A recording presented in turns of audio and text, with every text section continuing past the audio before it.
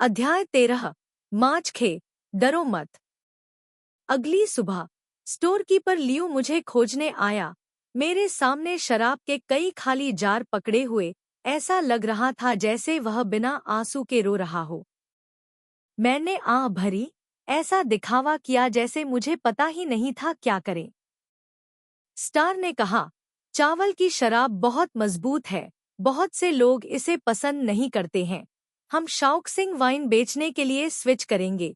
दुकानदार ने देखा कि मुझ जैसे जमींदार ने इस बात पर ध्यान नहीं दिया, इसलिए वह और कुछ न कह सका। मैं अभी भी गुस्से में था और घर जाना नहीं चाहता था, इसलिए एक दिन शराब खाने में ही रुक गया। फिर भी कोई मुझे ढूंढने नहीं आया। मेरा दिल और भी क्रोधित हो गया। चट्टान का जिद्दी स्वभाव फिर उभर आया। उस रात मैं फिर शराब खाने में सो गया। तीसरे दिन मेरा चेहरा राख हो गया था। मैं गंभीरता और उदासी के साथ उसके सामने खड़ा था। दुकान दोपहर तक बंद थी, इसलिए किसी की भी अंदर जाकर शराब पीने की हिम्मत नहीं हुई। दुकानदार ने मुझे काफी देर तक समझाया, आधा खींचते हुए, आधा पकड़ते हुए, और मुझे अंदर खींच लिया। मैं कोने में चुपचाप शराब पीता हुआ बैठा था, गुस्सा और दुखी दोनों महसूस कर रहा था। थोड़ी शराब पीने के बाद मैं बेतरतीब चीजों के बारे में सोचने लगा। क्या माचखे को कुछ हुआ है? और फिर मैं फिर से चिंता करने लगा। मेरा दिल हवा में लटक रहा था। मेरे पास इसे शांत करने का कोई तरीका नहीं था। मुझे उठकर घर जाने की तैयारी करनी थी। अचानक एक छोटी सी आकृति मेरी बाहों में कूद पड़ी। मेरी कमर को कसकर जकड़ लिया। मैंने अपना सिर नीचे कर लिया। है न? यह माचखे? उसने मुझे गले लगा लिया। उसका चेहरा मेरे पेट से सटा हुआ था। उसकी सांसें अस्तव्यस्त थीं। काफी देर तक वह शांत नहीं हुआ। मचखे, उसने मेरी ओर ध्यान नहीं दिया। मैं केवल कुछ और बार ही पुकार सकी। उसने सिर हिलाया, यह देखकर कि उसने सुन लिया है। मैंने फिर पूछा, क्या हुआ? तभी उसने अपना सिर उठाया। उसकी आंखें लाल थीं। उसने मेरा हाथ पकड़ लिया और मुझसे कहा कि उसे लगता है कि मैं चली गई हूँ और अब मुझे उसकी जरूरत नहीं है। मैंने अपनी भौहें उठाईं, खुद को रोक नहीं सका और निंदा करते हुए कहा, यह स्पष्ट है कि आपको मेरी जरूरत नहीं है।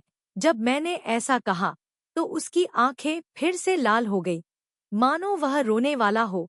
उसने जल्दी से अपने हाथ और पैर मेरी ओर हिलाए। सामान्य विचार यह था कि कल बाकू उसे मार्शल आर्ट का अभ्यास करने के लिए उपनगरों में ले गया था।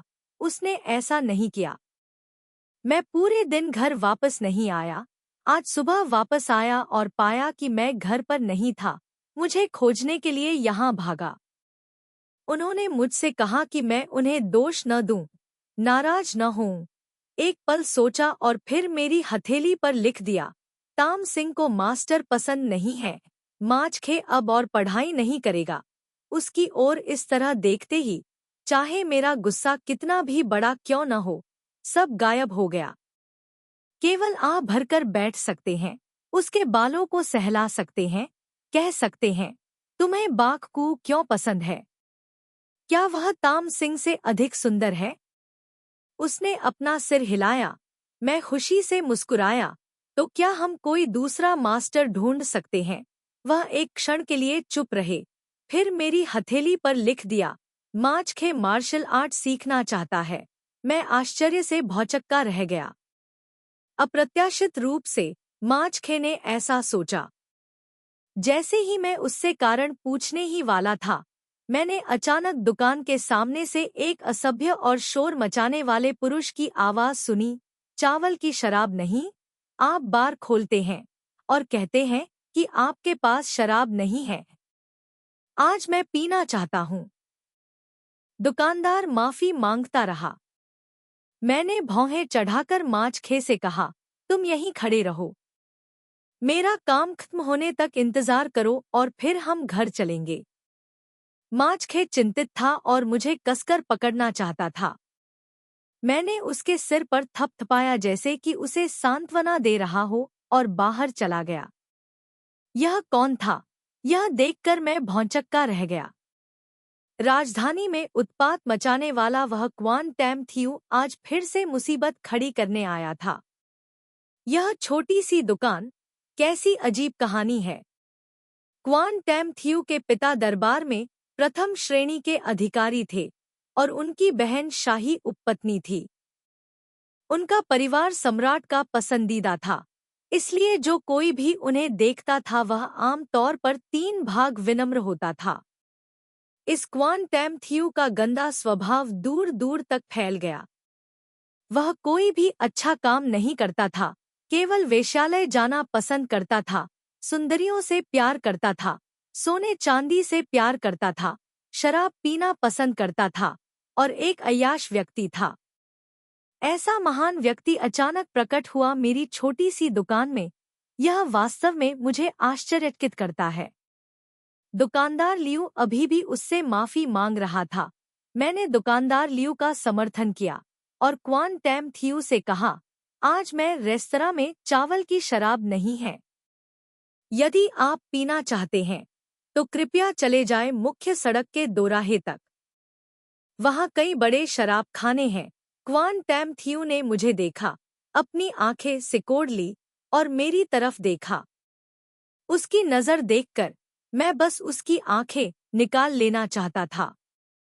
उसने अपनी ठोड़ी रगड़ी और मुस्कराते हुए कहा, अभी सड़क पर मैंने सुना कि इस शराबखाने की मालकिन एक विधवा है। उसका एक बेटा है, लेकिन वह अभी भी काफी जवान है, बेहद खूबसूरत है। मैं, युवा मालिक, उसे नहीं जानता। विश्वास करो, यह पता चला कि अफवाहें गलत नहीं थी। वह वास्तव में एक अद्भुत सुंदरता है। मैंने शांति से कहा, यह आधा सच है। उसने देखा कि मैं न तो परेशान था और न ही क्रोधित। वह स्तब्ध था और उसे नहीं पता था कि आगे क्या कहना है। जब वह अपने आप को संभाल पाया तो उसके चेहरे पर मुस्कान और भी कामुक हो गई। बस मेरी ओर बढ़ा और मुझे पकड़ने के लिए हाथ बढ़ाया। हाँ हाँ। वे यह भी कहना भूल गए, यह छोटी महिला अभी भी एक अकेली और उजाड़ छोटी महिला है। 31। क्या मैं आज आकर तुमसे प्यार कर सकता हूँ? मैंने देखा कि वह मेरे और करीब आ रहा है और सोच रहा था कि क्या पहले उसकी जीभ काट दूं, पहले उसकी आंखें निकाल दूं या सीधे उसका बधियाकरण कर दूं, उसके छोटे भाई को शहर के फाटक पर फेंक दूं और अपनी थोड़ी सी ताकत का योगदान दूं। दुनिया की महिलाओं के लिए और बंदरों को डराने के लिए मुर्गियों को मारने का भी प्रभाव है। अचानक एक छोटा मजबूत व्यक्ति उस पर चढ़ गया और उसे जमीन पर जोर से धक्का दिया। जब मैं अभी भी अचंभित था, तब गुआन सान शाओ के शरीर पर शराब का एक जार पटक दिया गया। उसके शरीर से शाओक्सिंग वाइन की बदबू आ रही थी। माहौल पूरी तरह शांत था। ऐसा लग रहा था कि माचखे अभी भी गुस्से में था। वह एक जार पकड़े हुए काउंटर के पीछे चला गया। कागज का एक टुकड़ा जिस पर बड़े बड़े अक्षरों में लिखा था, दफा हो जाओ, और उसे उस पर फेंक दिया। हवेली में जब वह मुझ पर इतना गुस्सा हुआ था, तब के अलावा मैंने उसे कभी इतना क्रोधित नहीं देखा था। शायद उसे ऐसे ही गुस्सा आता होगा, लेकिन तब वो वयस्क था, उसका दिमाग परिपक्व था, वो धैर्य रखना जानता था। लेकिन अब वो बच्चा है, गुस्सा आने पर सीधे फट पड़ेगा। मैं लोगों को देखकर देखता हूँ, आसपास की उत्तेजना को तेजी से छंटते हुए देखकर दुकानदार लियू चौंक गया। दुकान में मौजूद वेटरों के चेहरे भी पीले पड़ गए। मुझे लगता है कि इस अधिपति 32 के बदला लेने के तरीके को हर कोई जानता है। वे डरे हुए थे, लेकिन मैं नहीं था। मैं माचखे से कुछ शब्द कहने ही वाला था, तभी उसने मुझे नीचे खींचा, गले लगाया और मेरी पीठ थपथपाई, मानो वह मुझे दिलासा दे रहा हो, कह रहा हो कि डरो मत, मानो कहना चाहता हो, सब ठीक है ताम सिंह, कोई बात नहीं, माचखे आपकी रक्षा करेगा। मैं हंस भी रही थी और रो भी रही थी, लेकिन बहुत भावुक भी थी। भावनाओं से कांपते हुए छोटे शरीर को थामे हुए, मैंने अचानक देखा कि क्वान टैम थियू खड़ा है। उसके हाथ में शराब का एक टूटा हुआ जार था और वह उसे माचखे के सिर की ओर घुमा रहा था। मेरा दिमाग खाली हो गया। मैं खुद से सोच रहा था कि कोई बात नहीं, कोई भी नहीं, उसे मेरे माचखे को चोट पहुंचाने की इजाजत नहीं है। इसलिए मैंने उसका सिर अपनी छाती में दबा लिया और अपना सिर ऊपर उठा लिया। बस सिर के ऊपर से एक तेज दर्द फैलता हुआ महसूस हुआ। भले ही मैं एक आत्मा थी जो एक चट्टान से अवतरित हुई थी, लेकिन प्रभाव की शक्तिशाली शक्ति ने मेरी आंखों के सामने सब कुछ अंधकारमय कर दिया। ऐसा लगा जैसे आकाश गिर रहा था और धरती ढह रही थी। माचखे स्तब्ध रह गया। उसने हाथ बढ़ाया और ध्यान से धीरे धीरे पत्थर को छुआ बहता हुआ खून। मेरे माथे से आंसू बह निकले। मेरी आंखें आश्चर्यचकित और भयभीत थी। मैंने कहा, माचखे, डरो मत। उसका चेहरा पीला पड़ गया। क्वान टैम थियू उसके पास खड़ा था और सिर दर्द से चिल्ला रहा था। कह रहा था कि वह मुझे और माचखे को मारना चाहता है। उसकी भरपाई के लिए हमारे सिर काट देना चाहता है। मेरे दिल में गुस्सा जल रहा था, हत्या के इरादे से भरा हुआ था। हजारों साल बीत गए हैं, मेरे साथ कभी ऐसा व्यवहार नहीं किया गया। क्वान टैम थियू पहला व्यक्ति है। इस समय मैंने मन ही मन सोचा कि उसके छोटे भाई को काट डालो, उसे एक डिश में भून दूं, उसे सब कुछ खाने दूं और देखूं कि क्या वह दूसरा उगा सकता है। मुआवजा, मुआवजा। नरक का राजा मुझे मानव क्षेत्र में लोगों को मारने की अनुमति नहीं देता है, लेकिन लोगों को मौत से भी बदतर जीवन जीने के लिए मजबूर करने के कई तरीके हैं। मेरी आंखों में गुस्सा गाढ़ा हो गया। मेरी उंगलियों पर यिन ऊर्जा हिल गई। अगर उसने एक और लिया कदम आगे, हम उसकी जान ले सकते हैं। यह जल्दी ही हुआ। एक व्यक्ति ने दौड़कर क्वान टैम थियू की बाह पकड़ ली, उसे लड़खड़ाने के लिए धक्का दिया। वह जमीन पर गिरने के लिए संघर्ष कर रहा था। दूसरा व्यक्ति अभी भी गुस्से में लग रहा था, आगे बढ़ा और उसे जोर से लात मारी, डांटा, व्यापक दिन के उजाले में तुम इतनी अहंकारपूर्ण तरीके से कार्य करने की हिम्मत करते हो। मैंने यह आवाज सुनी जो बहुत जानी पहचानी थी। अपने चेहरे पर लगा खून पोंछा, साफ साफ उस व्यक्ति को देखा। बाक कुओ।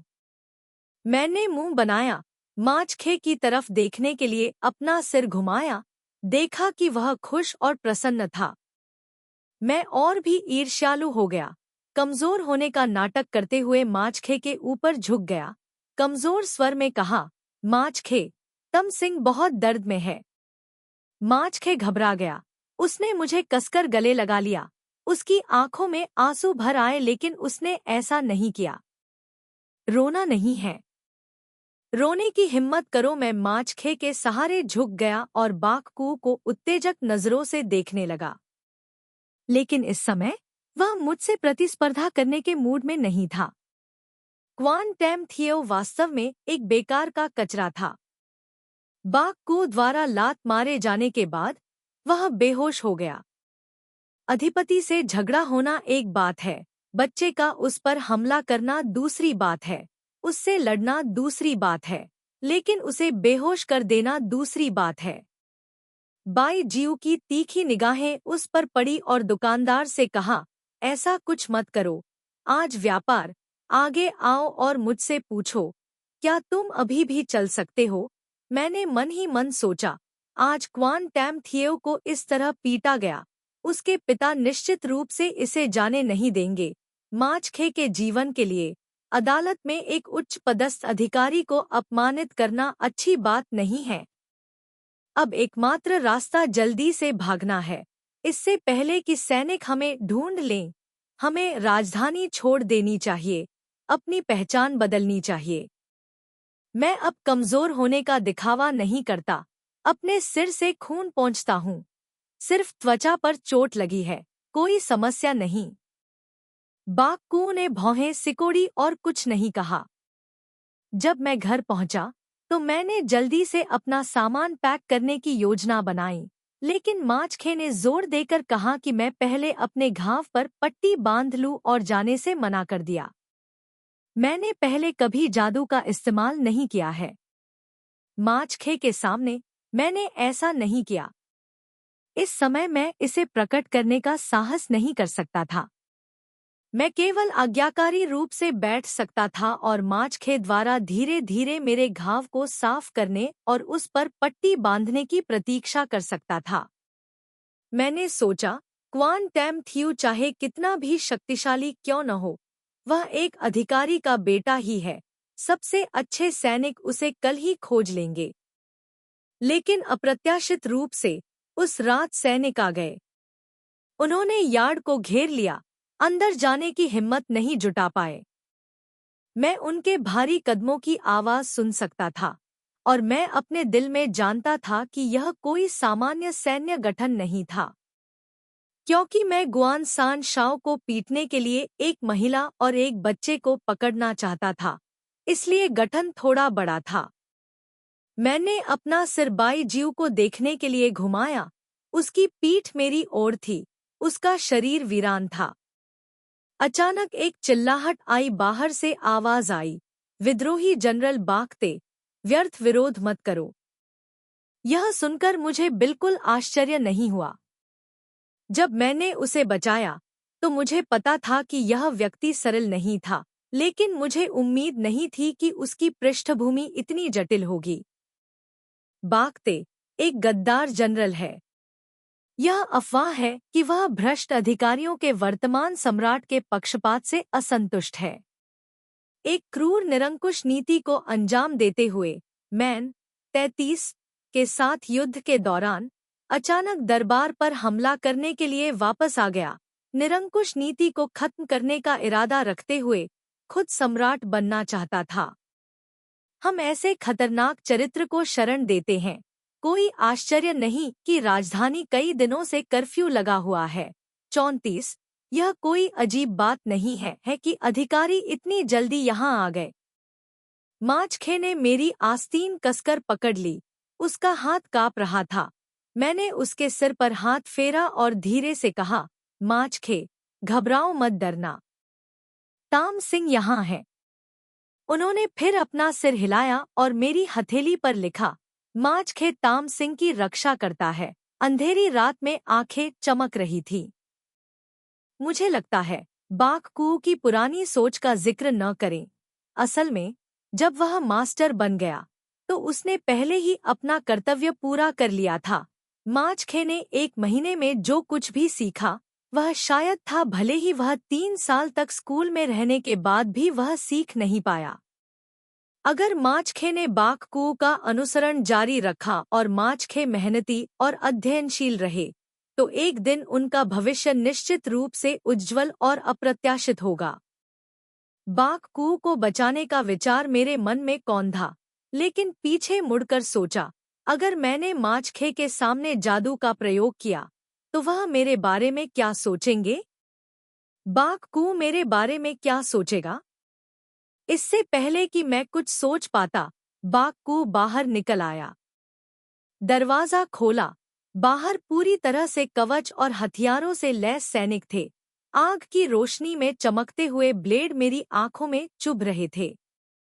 चेहरे पर लगी आग के अलावा वहां एक और भी था, भयंकर आभा जिसने हमें असहज महसूस कराया।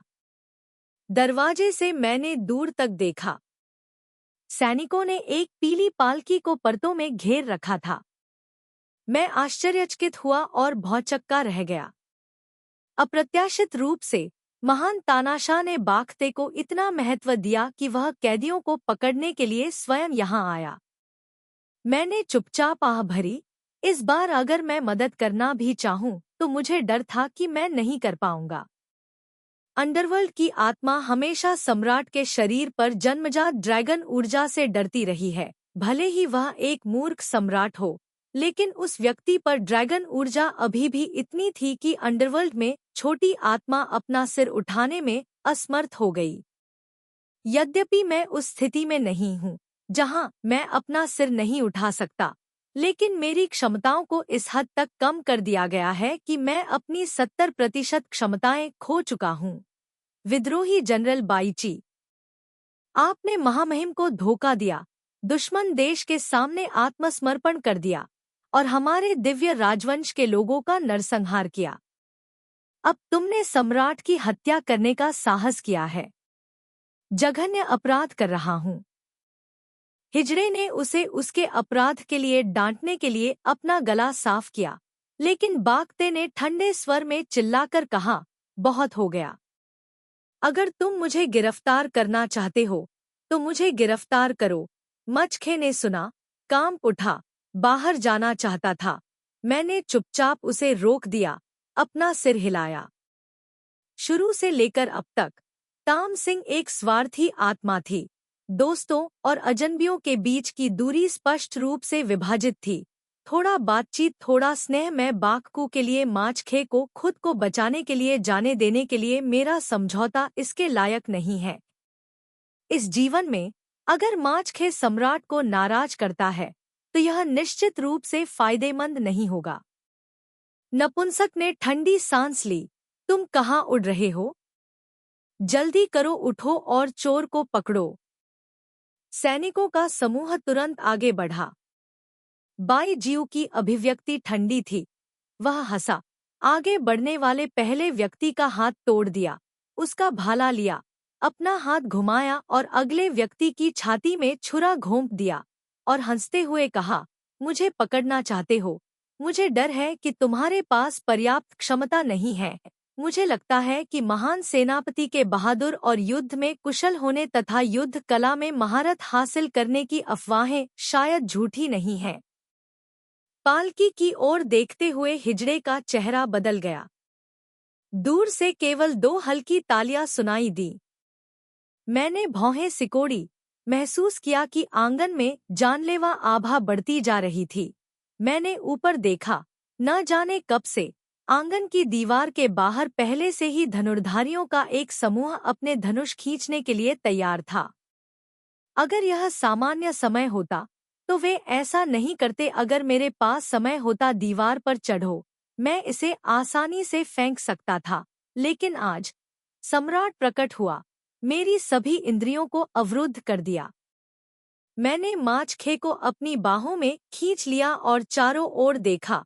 मेरे हाथ में यिन ऊर्जा। चुपचाप बाईजीऊ ने चारों ओर सैनिकों को ठंडी नजर से देखा। छोटे से आंगन में दूर खड़ी पालकी से ऊंची आवाज में बोला, मेरे और तुम्हारे बीच का मामला उनसे कोई लेना देना नहीं है, उन्हें जाने दो। हिजड़े ने अपना कान पालकी के पास लगाया, कुछ देर चुपचाप सुनता रहा। इस क्षण उसने अपना हाथ हिलाया और आसपास के तीरंदाजों ने तुरंत अपने तीर वापस खींच लिए। बाककू ने अपना भाला फेंका। उसने भाला अपने हाथ में थामा और चला गया।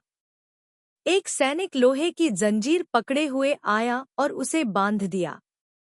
मैंने उसकी आकृति को देखा और केवल आहें भर सका। बाककू, ओ बाककू, यह कितना बेकार है कि तुम एक महान सेनापति हो। लोगों के दिल बुरे होते हैं। क्यों इतनी आसानी से लोगों पर भरोसा कर लेते हो, चाहे वो इंसान बादशाह ही क्यों न हो? बाककू के दूर जाने का इंतजार किए बिना नपुंसक जोर से चिल्लाया, मार डालो। 5 या 6 सैनिकों के साथ बाककू घबराहट में मुड़ा और दहाड़ा, तानाशाह। इससे पहले कि वह बोलना समाप्त कर पाता, तीरंदाजों ने एक साथ तीर चलाना शुरू कर दिया। अनगिनत तीर हवा में भेदते हुए मेरी ओर बढ़ रहे थे। मैंने माचखे को पकड़ लिया और यार्ड के बीच में खड़ा हो गया। छिपने के लिए कोई जगह नहीं थी। मर रहा हूँ। मुझे उम्मीद नहीं थी कि मुझे अभी भी अपनी आध्यात्मिक शक्ति दिखानी होगी। मैं हंसता हूँ, और क्या विकल्प है? माचखे यहाँ है। उसने अभी तक अपने संकट का अनुभव नहीं किया है। मैं उसे किसी भी खतरे का सामना नहीं करने दे सकता। यिन क्यूई पहले से ही मेरे हाथ की हथेली में संघनित हो चुका था और मेरे डेंटियन 35 की ओर इकट्ठा हो गया था। मैंने अपनी आंखें बंद कर ली और ध्यान केंद्रित किया। एक छोटी नरम चीख के साथ मेरे शरीर के भीतर यिन क्यूई फैल गया, जिससे सभी तीखे तीर निकल गए। चारों ओर लगातार दयनीय चीखें गूंजने लगी। तीर पीछे की ओर चले और कई सैनिक घायल हो गए। वे सभी नीचे गिर गए। हालांकि वे घायल नहीं हुए थे, लेकिन वे सभी डरे हुए और स्तब्ध थे, मेरी ओर शून्य दृष्टि से देख रहे थे। दृश्य अत्यंत शांत था। पूरी जगह सभी की निगाहें मुझ पर केंद्रित थी। मुझे थोड़ी शर्मिंदगी महसूस हुई, आह भरी और कहा, सुंदर चेहरा, यह वास्तव में मेरी गलती है। दुष्ट महिला। मुझे नहीं पता कि अचानक किसने चिल्लाया जोर से। सैनिक फिर से शोर मचाते हुए चर्चा कर रहे थे। मैंने माचखे का ठंडा छोटा हाथ पकड़ लिया, उसके पीले छोटे चेहरे को देखा और उस दिन की तरह ही कमजोर मुस्कान दी। अक्सर उसे रात के खाने के लिए घर बुलाता था। माचखे, डरो मत, ताम सिंह यहाँ है। उसने मेरी ओर शून्य दृष्टि से देखा। मेरा हृदय दुख रहा था। पिछले 2 जन्मों के बारे में सोच रहा था जो दुखद रूप से समाप्त हो गए थे। मैं यह कहे बिना नहीं रह सका, उनकी बकवास मत सुनो। ताम सिंह कोई राक्षस नहीं है, लेकिन अभी मेरे पास देरी करने का समय कैसे हो सकता है? मैंने अपने डेंटियन के चारों ओर थोड़ी आध्यात्मिक ऊर्जा एकत्र की, बाघ कू की तरफ कूद गया और इससे पहले कि कोई प्रतिक्रिया कर पाता, मैंने सैनिकों को हथेली के प्रहार से बेहोश कर दिया। बाघ कू को घेर लिया, अपने हाथ उठा लिए, हाथ थामे और माचखे की तरफ वापस उड़ गया। उनकी चकित निगाहों को अनदेखा करते हुए मेरी उंगलियां हिल गईं। लोहे की जंजीर चुपचाप टूट गई। मैंने बाघ कू को धक्का दिया, माचखे को दूर ले जाओ, मैं उन्हें रोक लूंगा। मुझे लगता है बाघ कू चाहे कितना भी शक्तिशाली क्यों न हो, वह एक साधारण व्यक्ति ही है। इस जगह पर बहुत सारे सैनिक हैं और तीरंदाज भी हैं। अगर वह पीछे रहना चाहे तो एक तो यह सुरक्षित नहीं है, दूसरा यह संभव नहीं है। अच्छे कर्म अवश्य करने चाहिए। मुझे हमेशा अपनी क्षमताओं पर भरोसा रहा है, भले ही मेरे पास आध्यात्मिक शक्ति की केवल 1 या 2 परतें बची हों। मैं अभी भी आत्मविश्वास से भरा हुआ हूँ। आखिरकार यहाँ हर कोई नश्वर है। मैं अधिक से अधिक केवल कर सकता हूँ। मेरी त्वचा पर चोटें हैं। ऐसा सोचते हुए मैंने बाघ कू से माचखे को उठाकर जाने का आग्रह किया। उनके रहते मैं जादू का इस्तेमाल नहीं कर सकता। बाघ कू ने भी मेरी शक्ति देखी, इसलिए उसने दोबारा नहीं पूछा। जल्दी से कहा, ध्यान रखना। माचखे की कमर पकड़कर वह भागना चाहता था। माचखे ने अपनी बाहों में संघर्ष किया, एक हाथ से मेरी आस्तीन को कसकर पकड़ रखा था। चाहे मैं कुछ भी कहूँ, वह जाने नहीं देगा। मेरे साथ मरने का इरादा रखता है। मुझे सिरदर्द हो रहा था, तभी सैनिक भी जाग गए। हिजड़े ने चिल्लाया, पकड़ो विद्रोही महिला दानव, जो भी इसे पकड़ेगा उसे पुरस्कृत किया जाएगा। सैनिक मेरी आध्यात्मिक शक्ति से डर गए। उन्होंने एक दूसरे को बहुत देर तक धक्का दिया, लेकिन किसी ने आगे बढ़ने की हिम्मत नहीं की। उस अवसर का लाभ उठाते हुए मैंने माचखे के मुलायम बालों को सहलाया और कहा, माचखे, डरो मत। ताम सिंह बहुत शक्तिशाली, तुम लोग अभी आगे बढ़ो, मैं तुरंत तुम्हारा पीछा करूंगा। उसने फिर भी दृढ़ता से जाने से इनकार कर दिया। उसकी आंखें भय और डर से भरी हुई थी। सैनिकों को आगे बढ़ते देख मैं घबरा गया। वहां कोई और नहीं था। उसने बेरहमी से अपनी उंगलियां मेरी आस्तीन से अलग कर ली। उसकी आंखें आंसुओं से भरी थी। उसे यकीन नहीं हो रहा था कि मैं ऐसा कुछ करूंगी। मैं उसे देख नहीं पा रही थी। मैंने उसका हाथ छोड़ा, पलटी और 2 कदम आगे बढ़ी। आगे देखकर ठंडे स्वर में कहा, जाओ। माचखे बोल नहीं पा रहा था। आखिर में वो कैसे चला गया, मुझे नहीं पता, लेकिन मेरे हाथ की पीठ पर अभी भी उसके आंसू थे, जो जल रहे थे। कोई बात नहीं, मैंने सोचा, ये जिंदगी का जरूरी हिस्सा नहीं है, और मौत। माचखे और मैं निश्चित रूप से जल्द ही फिर से मिलेंगे।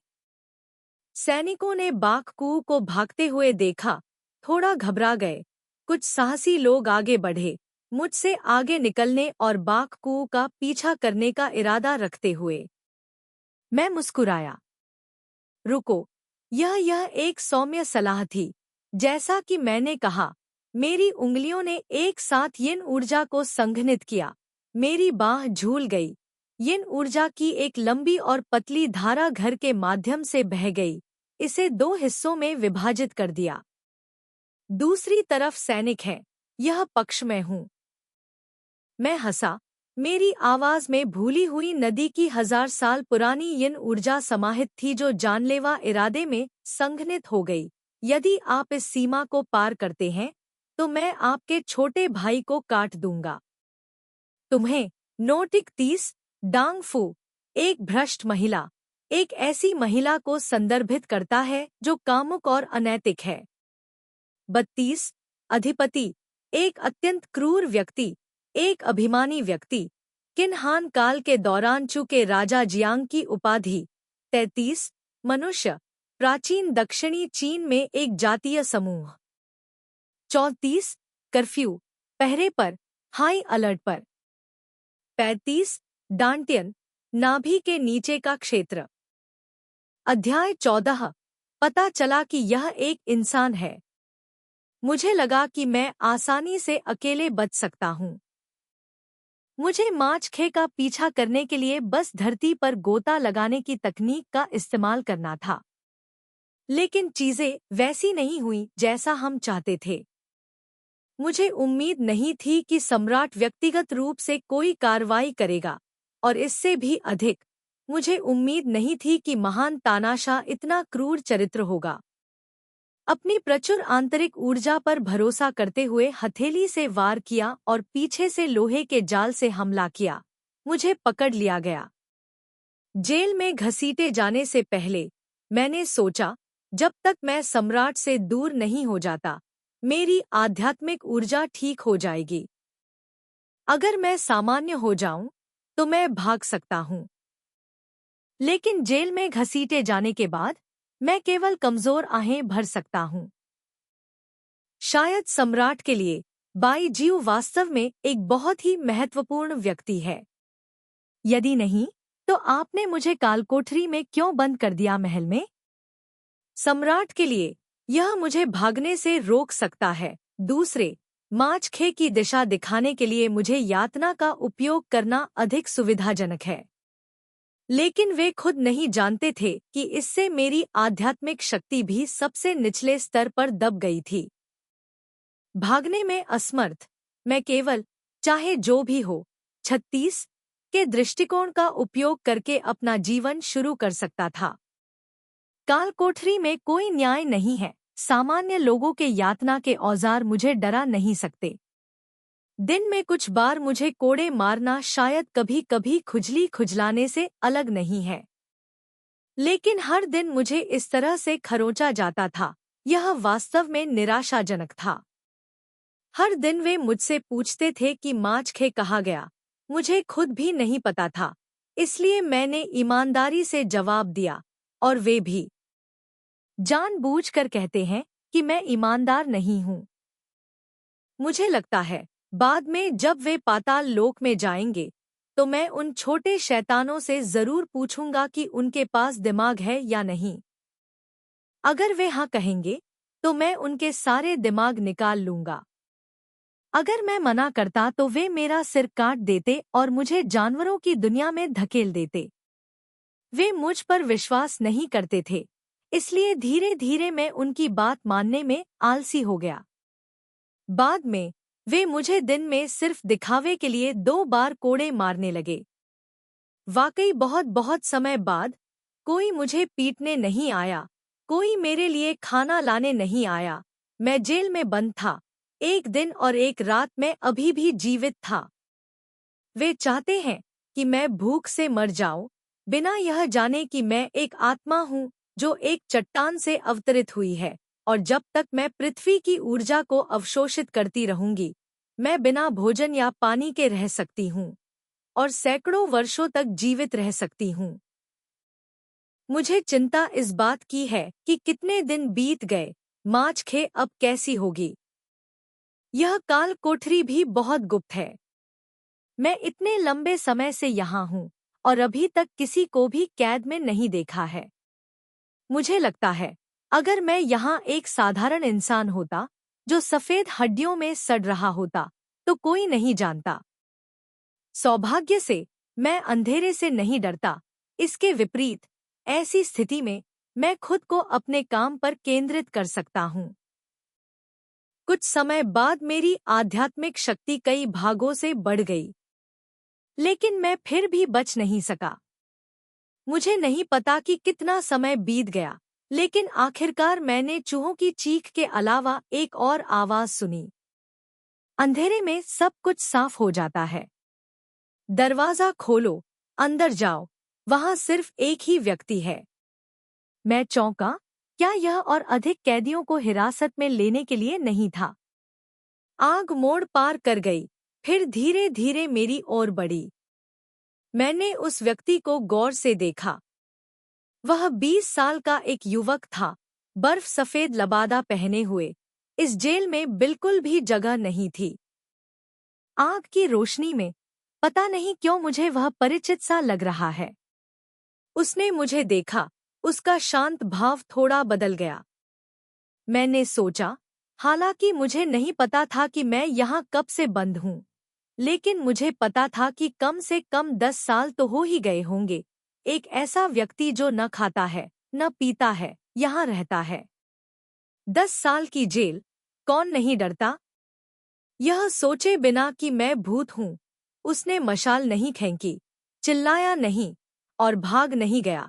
यह अत्यंत साहसपूर्ण था। 3 जीवन, उसने मेरा नाम पुकारा और धीरे से कहा, मैं त्रुओंगेन हूँ। मैंने भौहें सिकोड़ी और सोचा, यह नाम थोड़ा जाना पहचाना लग रहा था। थोड़ी देर बाद मुझे याद आया, यह डरपोक छोटा ताओवादी पुजारी है। हमारी आखिरी बार बात हुए काफी समय हो गया है। मेरी आवाज कर्कश हो गई है और सुनना मुश्किल हो गया है। उसने भौहें सिकोड़ी। मैंने तुम्हें बचाया। मैंने अपना गला साफ किया और मुस्कुराते हुए कहा, अब तुम ठीक लग रहे हो।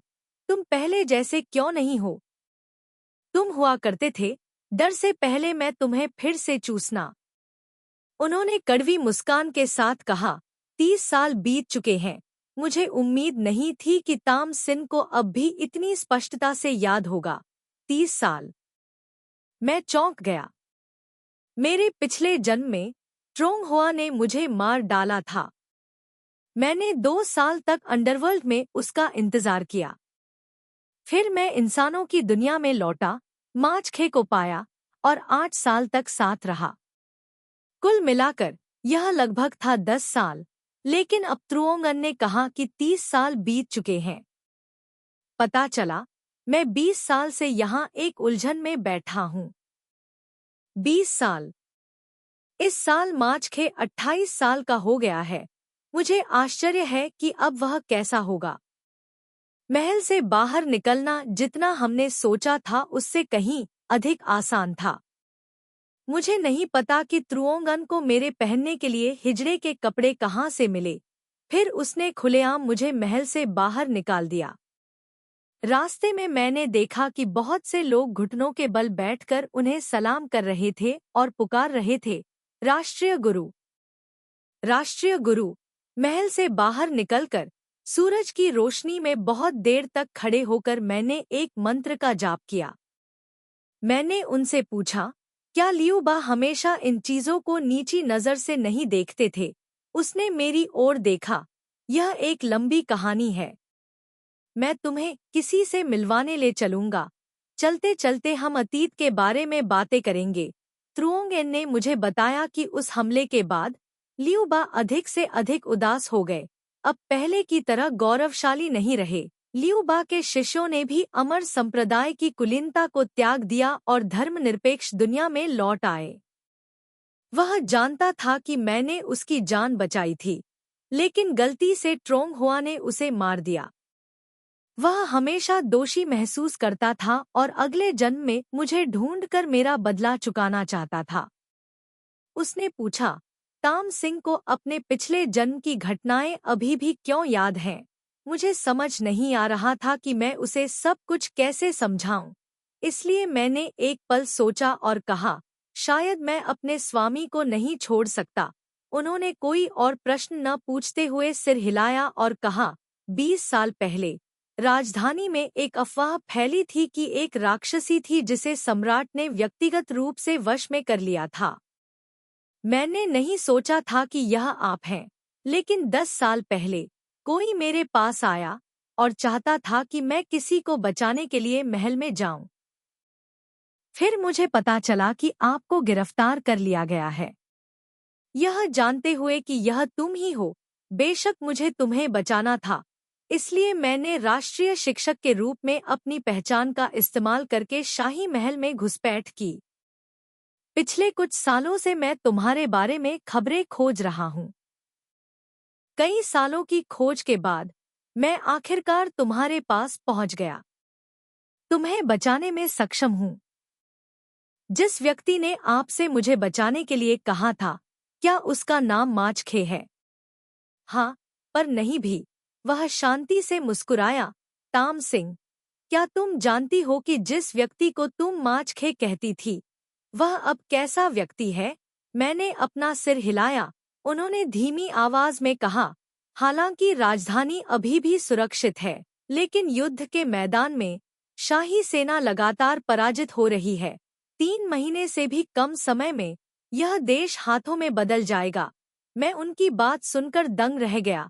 मोर्चे पर जिसने 1 लाख से अधिक शाही सैनिकों को मार गिराया और विद्रोहियों के लिए महान उपलब्धियां हासिल कीं, वह माचखे था।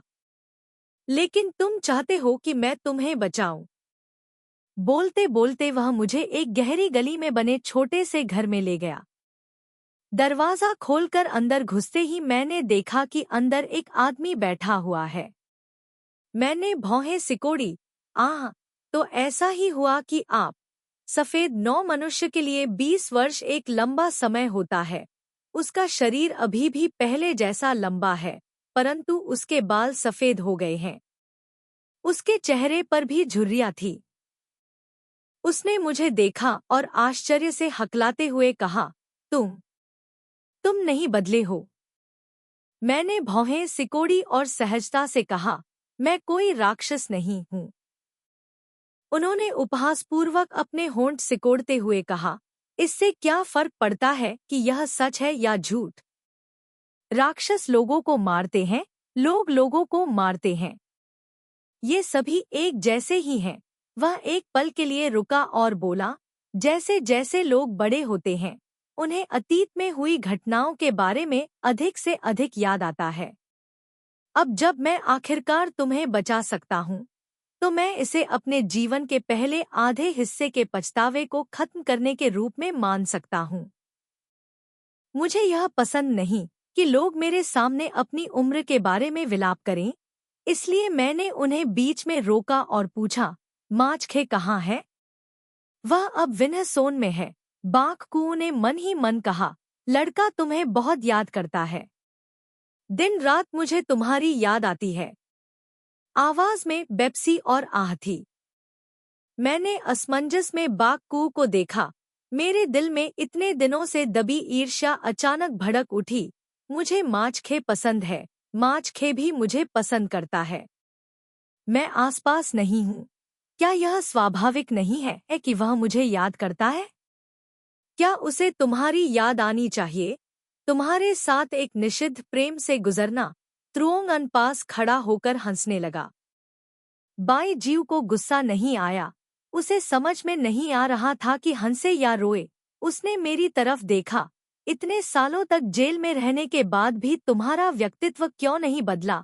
मुझे परवाह नहीं थी कि वे क्या सोचते हैं। मैंने कहा, मैं एक बार तुम्हें बचाया, एक बार तुमने मुझे बचाया। हम मानते हैं कि कोई किसी का कर्जदार नहीं है। इसलिए अलविदा कहने के बाद मैं माछखे को खोजने जाना चाहता था। जैसे ही मैं बिल खोदने वाला था, मुझे अचानक याद आया कि माछखे ने पहले भी उसे अपना गुरु बनाया था। थोड़ा सोचने के बाद मुझे कारण और प्रभाव समझ में आ गया। मैंने कहा, तुम चाहते हो कि माछखे तुम्हें जाने में मदद करे। युद्ध करो और दीन को मार डालो, है न? मैं तुम्हारे लिए यह देश वापस ले सकता हूँ, लेकिन अब से तुम्हें माछखे को जाने देना होगा। चतुर खरगोश मर गया, शिकारी कुत्ता पक गया। 37। मैं नहीं चाहता कि मछखे के साथ ऐसा हो। वह एक अच्छा आदमी है, उसे चोट पहुंचेगी। बाघकू ने कोई जवाब नहीं दिया। अचानक त्रुओंगन ने मुझसे पूछा, तामसिन, क्या माछखे आपके गुरु हैं? मैंने त्रुओंगन की ओर देखने के लिए अपना सिर घुमाया और कहा, हाँ, लेकिन वह अतीत की बात है। नहीं, बहुत कुछ कहना चाहता था। मैंने एक निर्णय लिया और सीधे विन्हसोन के पास चला गया।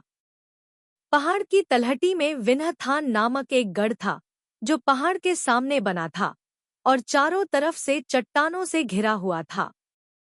बचाव करना आसान है, हमला करना मुश्किल है, लेकिन एक बार विन्हथान टूट गया, राजधानी पर हमला करना एक आसान मामला है। इसलिए यह शाही शहर की रक्षा करने वाली रक्षा की अंतिम पंक्ति है। यह लड़ाई आसान नहीं है। अब जब मैं यहाँ हूँ, तो शायद मैं माछखे की मदद कर सकूंगा। उदाहरण के लिए, विन्हथान में पानी के स्रोत को झर देना, चावल के गोदाम में आग लगाना या ऐसा ही कुछ। लेकिन जब मैं विन्हसोन पहुंच गया, तो मुझे इसमें भाग लेने की कोई जरूरत नहीं थी। दोनों सेनाएं आमने सामने थी। ऊपर एक खतरनाक जगह पर खड़े होकर मैं नीचे युद्ध का मैदान देख सकता था। भयंकर हमले को देखते हुए, शायद निर्णायक लड़ाई लड़ने की चाह में, माछखे ने अपनी सारी ताकत एक जगह जमा कर दी थी। घेराबंदी बल। हम माछ की तलाश कर रहे हैं। अराजक युद्ध के मैदान पर खे की आकृति। वह यह नहीं कह सकता कि युद्ध के मैदान पर आदेश देगा। जब हम चिंतित थे, तभी दूर से एक बहुत ही धीमी आवाज आई। पहले तो सिर्फ कुछ लोग ही बोले, फिर 1 दर्जन लोग, कुछ 100 लोग, कुछ 1000 लोग और अंत में सभी विद्रोही सैनिक थे। वे सभी चिल्लाए एक स्वर में, हमने भगवान विन्ह का सिर काट दिया है। युद्ध के मैदान का तेज शोर अचानक शांत हो गया। सबकी नजरें एक तरफ घूम गईं। मैंने भी उसी तरफ देखा। पहाड़ी हवा चली। विन्हसोन की चोटी पर हवा मेरे कानों के पास से फूल उड़ाती हुई धीरे धीरे युद्ध के मैदान की ओर उड़ रही थी। उस व्यक्ति की तरफ तैरें। वह घोड़े की पीठ पर सिर रखकर बैठ गया। क्योंकि वह बहुत दूर था, मैं उसका चेहरा स्पष्ट रूप से नहीं देख सका। मैंने केवल उसके हाथ में ठंडी तलवार देखी, जो सूरज की रोशनी को प्रतिबिंबित करती हुई दर्पण की तरह चमक रही थी और मेरी आंखों को पीड़ा दे रही थी। माछखे। अप्रत्याशित रूप से यह विदाई 20 साल तक चली।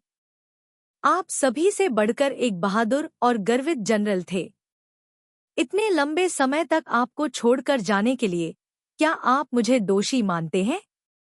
अचानक मैंने अपनी आंख के कोने से एक हल्की सी रोशनी देखी। एक तेज तीर हवा में उछलता हुआ सीधे माछखे की ओर उड़ता हुआ। मैं घबरा गया और अपनी यिन ऊर्जा का इस्तेमाल करके उसका पीछा करने लगा। जब तीर माछखे की छाती में लगभग फंस गया था, तो मेरी यिन ऊर्जा ने उसे तुरंत काट दिया। लेकिन तीर को समय रहते वापस नहीं लिया जा सका। यह यिन ऊर्जा से विक्षेपित हो गया। माछखे के चेहरे को छूता हुआ उसके पीछे जमीन में जा धंसा। सब कुछ पलक झपकते ही हो गया। मुझे चिंता थी कि कहीं वह घायल तो नहीं हो गया। प्यार करें या नहीं, वह भी अपना सिर उठाकर आश्चर्य से मेरी ओर देखने लगा। मैं जानता हूं कि इतनी दूरी पर होने के कारण वह मुझे स्पष्ट रूप से नहीं देख सकता, लेकिन मुझे अभी भी एक अजीब सा एहसास हो रहा था कि उसने मुझे बहुत साफ देखा और जानता था कि मैं ताम सिंह हूँ। सैनिकों ने यह देखा और तुरंत माचखे को घेरने के लिए दौड़ पड़े। जितना अधिक मैं माचखे को स्पष्ट रूप से नहीं देख पाता, उतना ही अधिक चिंतित महसूस करता हूँ। अचानक माचखे के आसपास के लोग तितर-बितर हो गए। उसने अपने हाथ में पकड़े हुए मानव सिर को अपने बगल में खड़े एक सैनिक के पास फेंका, घोड़े की पीठ पर हल्के से खड़ा हुआ और अपने हल्केपन के कौशल का इस्तेमाल करते हुए तेजी से मेरी ओर उड़ गया। इससे मुझे यकीन हो गया कि उसने मुझे देख लिया है। मैं मुड़ा और वहां से चला गया। मैं चाहती हूँ कि वह और मैं फिर से एक स्वप्निल जगह पर मिले, जहां फूल लहरा रहे हों। वह मुझे गले लगाए, मैं उसे गले लगाऊं और उसका नाम पुकारूं। फिर ओ हुआ की भावना उठी। फिर इस भावना को मुक्त करने के लिए एक जगह मिल गई।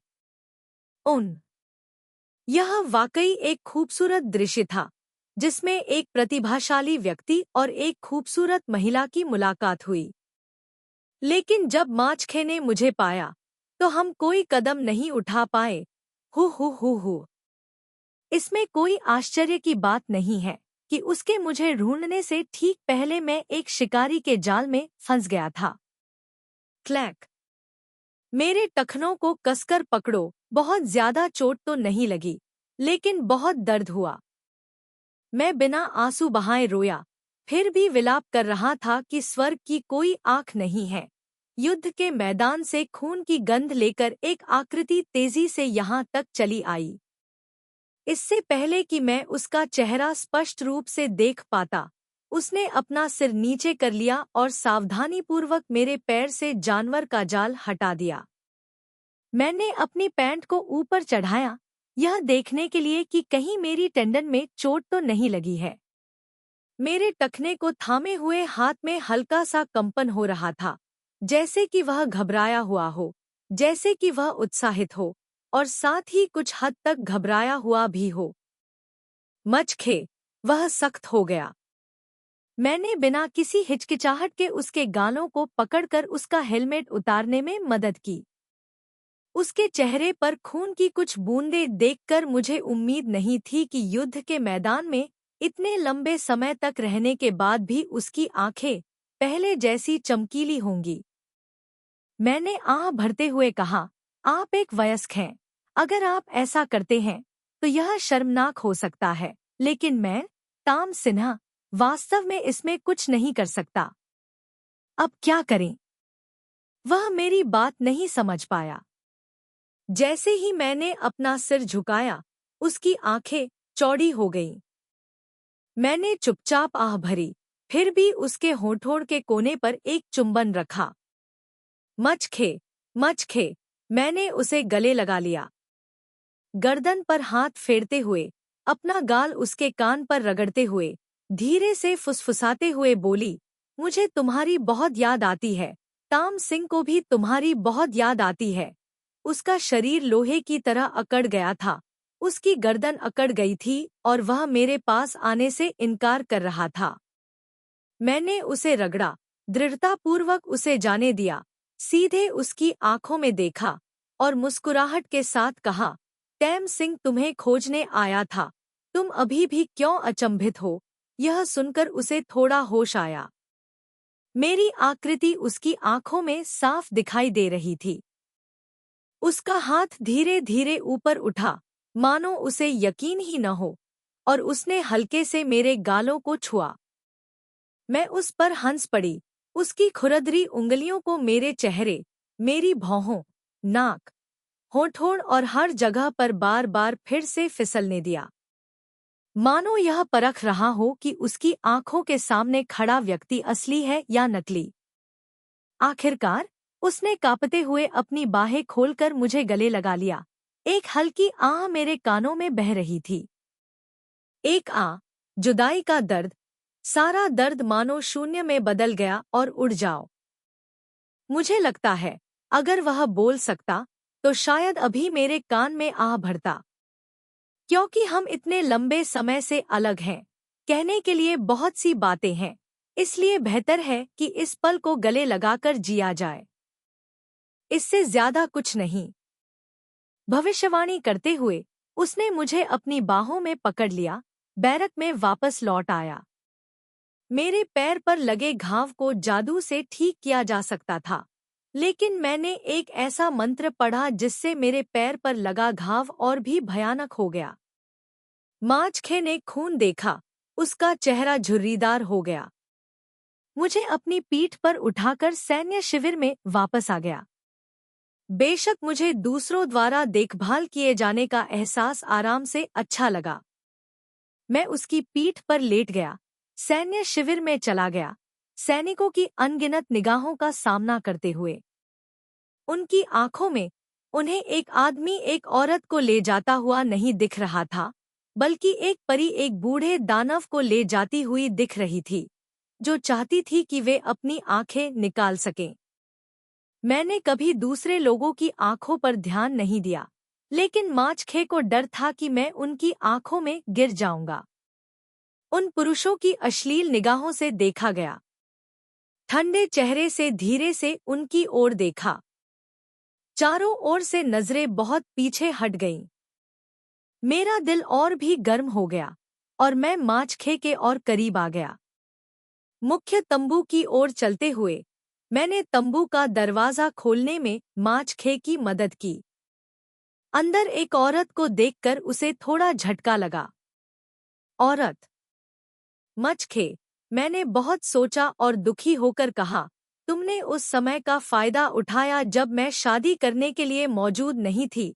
नोट 36, मूल पाठ।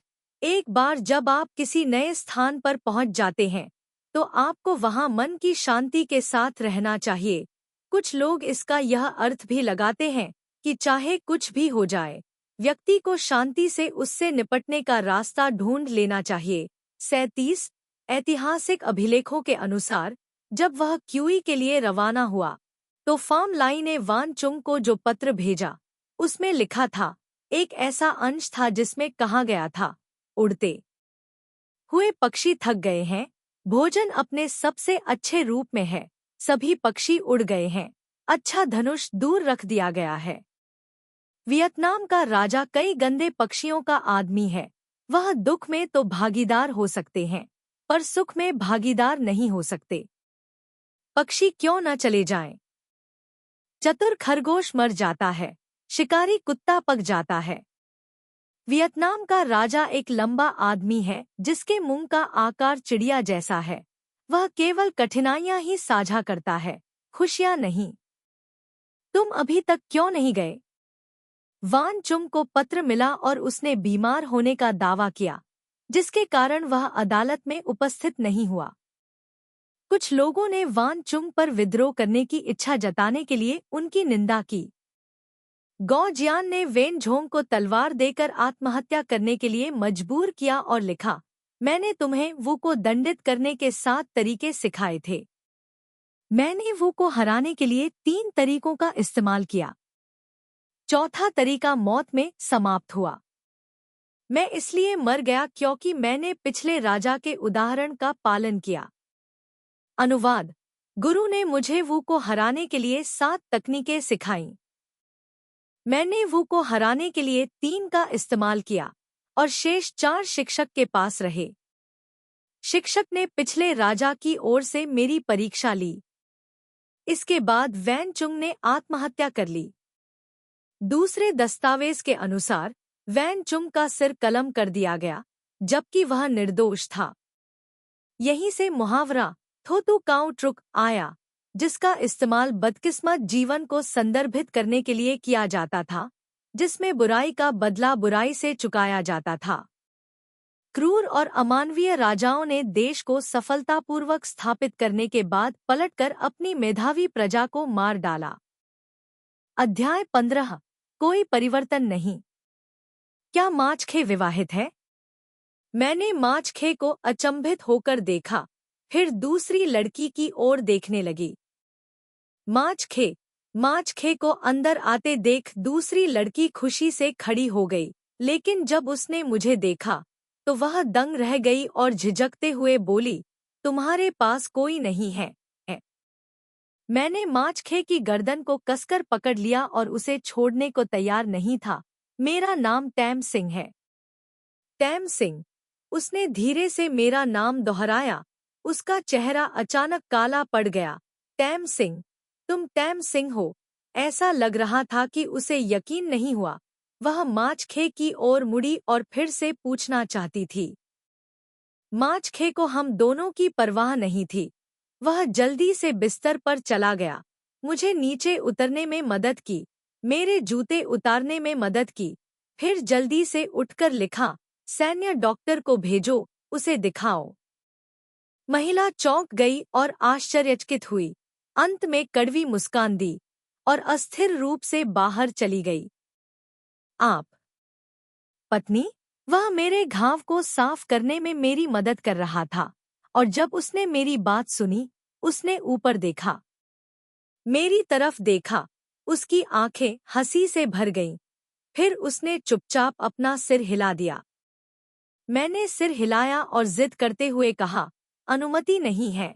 वह अब भी पहले की तरह धीरे से मुस्कुराए, मेरी हथेली खींची और धीरे से लिखा, टैम सिन्ह के अलावा मेरे पास और कोई नहीं है। उन्हें इतनी ईमानदारी से लिखते देख मैं आश्चर्यचकित हुए बिना नहीं रह सका।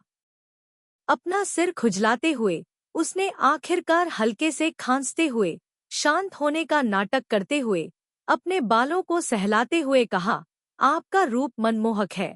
मैं इतने लंबे समय से आपसे दूर रहा हूँ।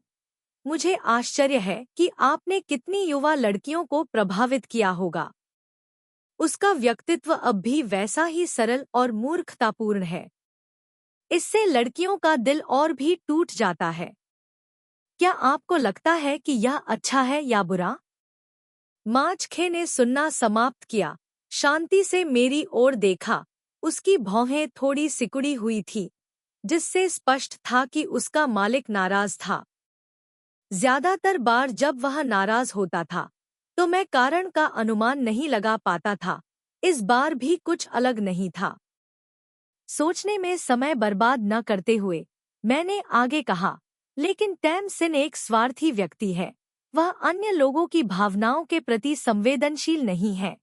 वह अन्य लड़कियों के साथ ठंडा व्यवहार करता है। मुझे वह पसंद है। मैंने आह भरी। माछखे, तुमने मुझे कौन सी दवाई लगाई?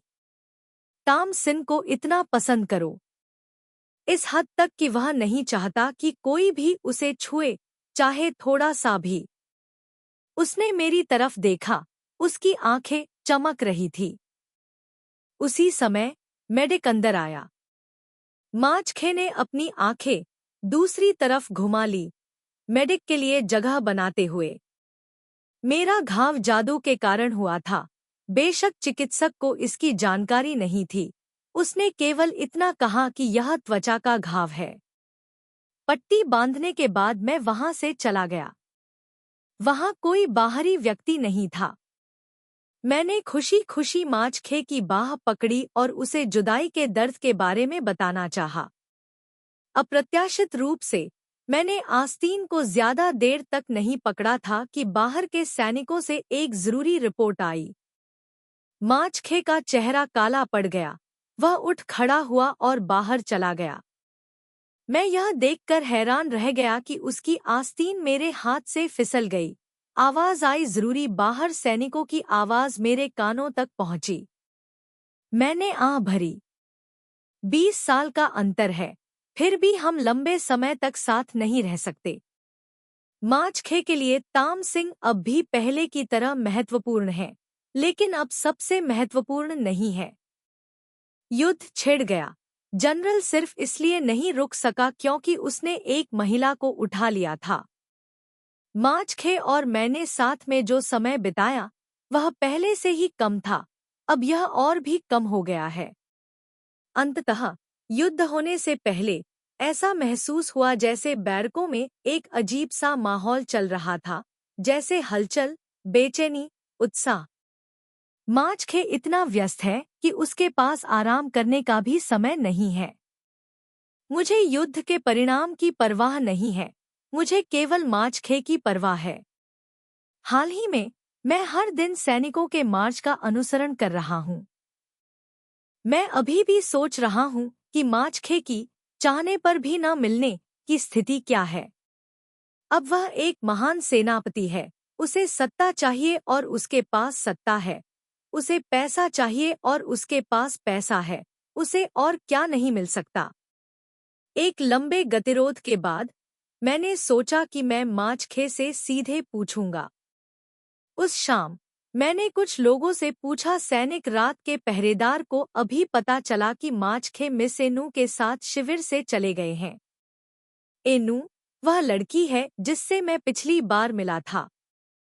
मैंने सुना है कि वह बाजते की दत्तक बेटी है, बचपन से माछखे के साथ रही है।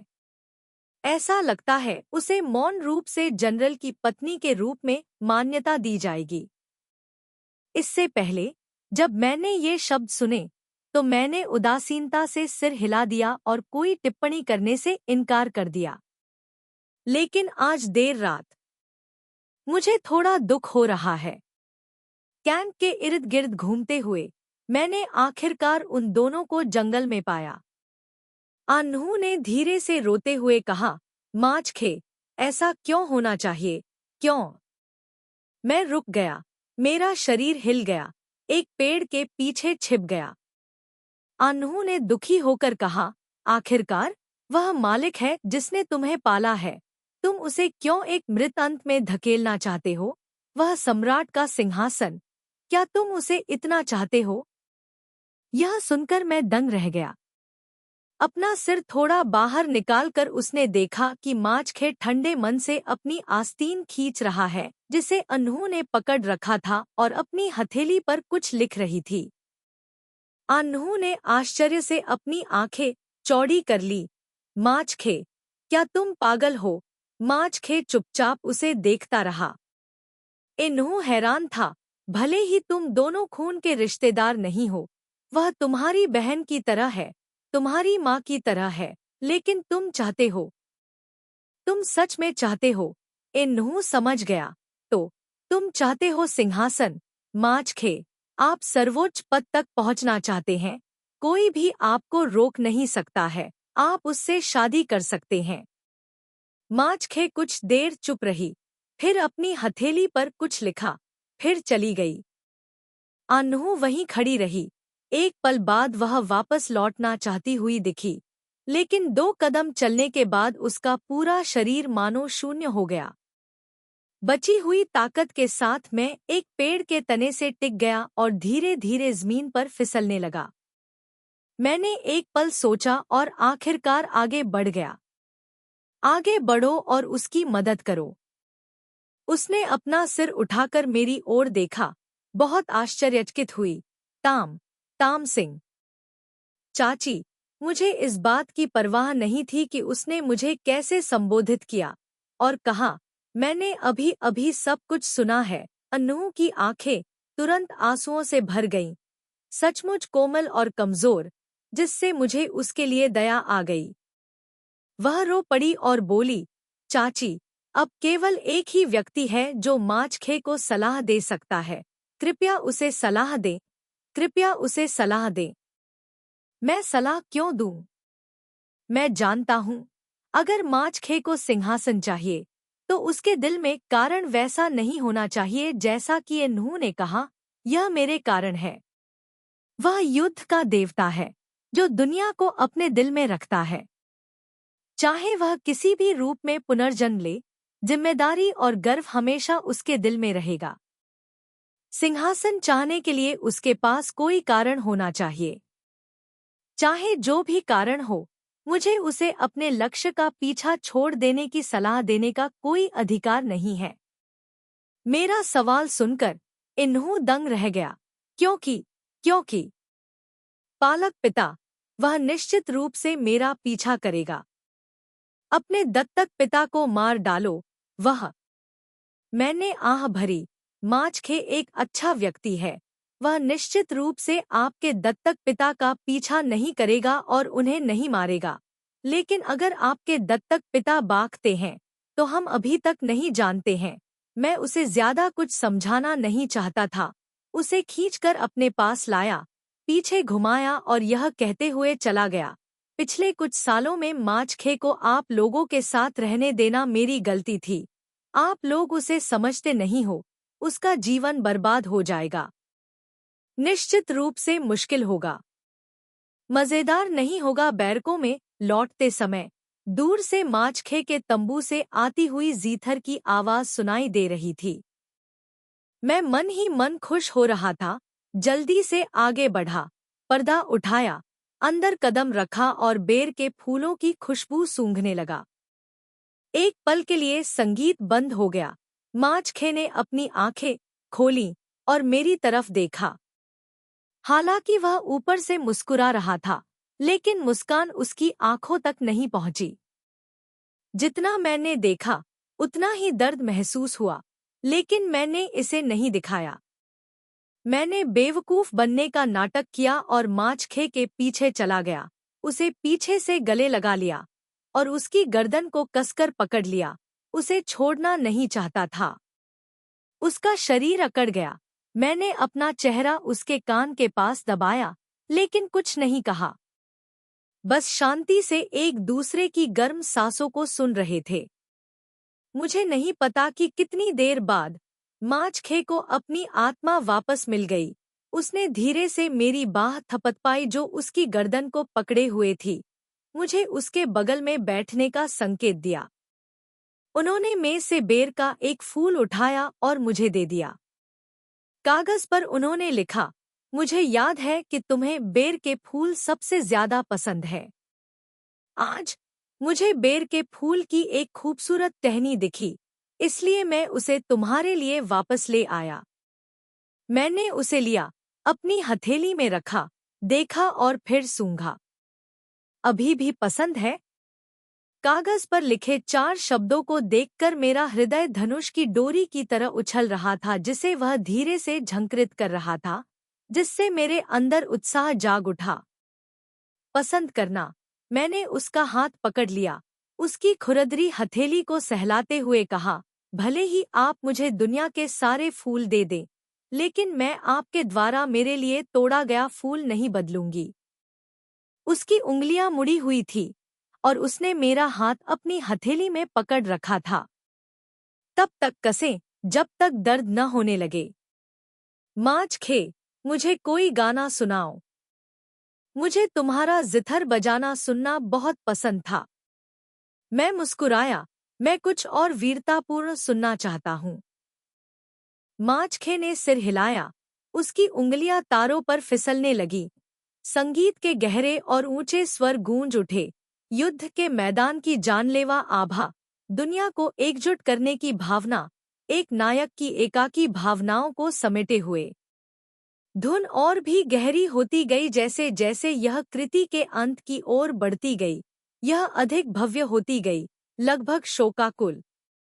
या फिर जैसे वह अपनी भावनाओं को व्यक्त कर रहा था। स्वर तेज और तीव्र था। जब आखिरी स्वर मेरे कानों तक पहुंचा, तो मैंने अचानक कहा, मचखे, क्या तुम्हें सिंहासन चाहिए? उसका हाथ तारों पर रुक गया और धीमी आवाज भी बंद हो गई। उसने मेरी तरफ नहीं देखा, बस तारों को घूरता रहा, अपना सिर हिलाता रहा। मैंने मुस्कुरा कर कहा, तो जाओ और ले आओ, मैं तुम्हारे साथ जाऊंगा।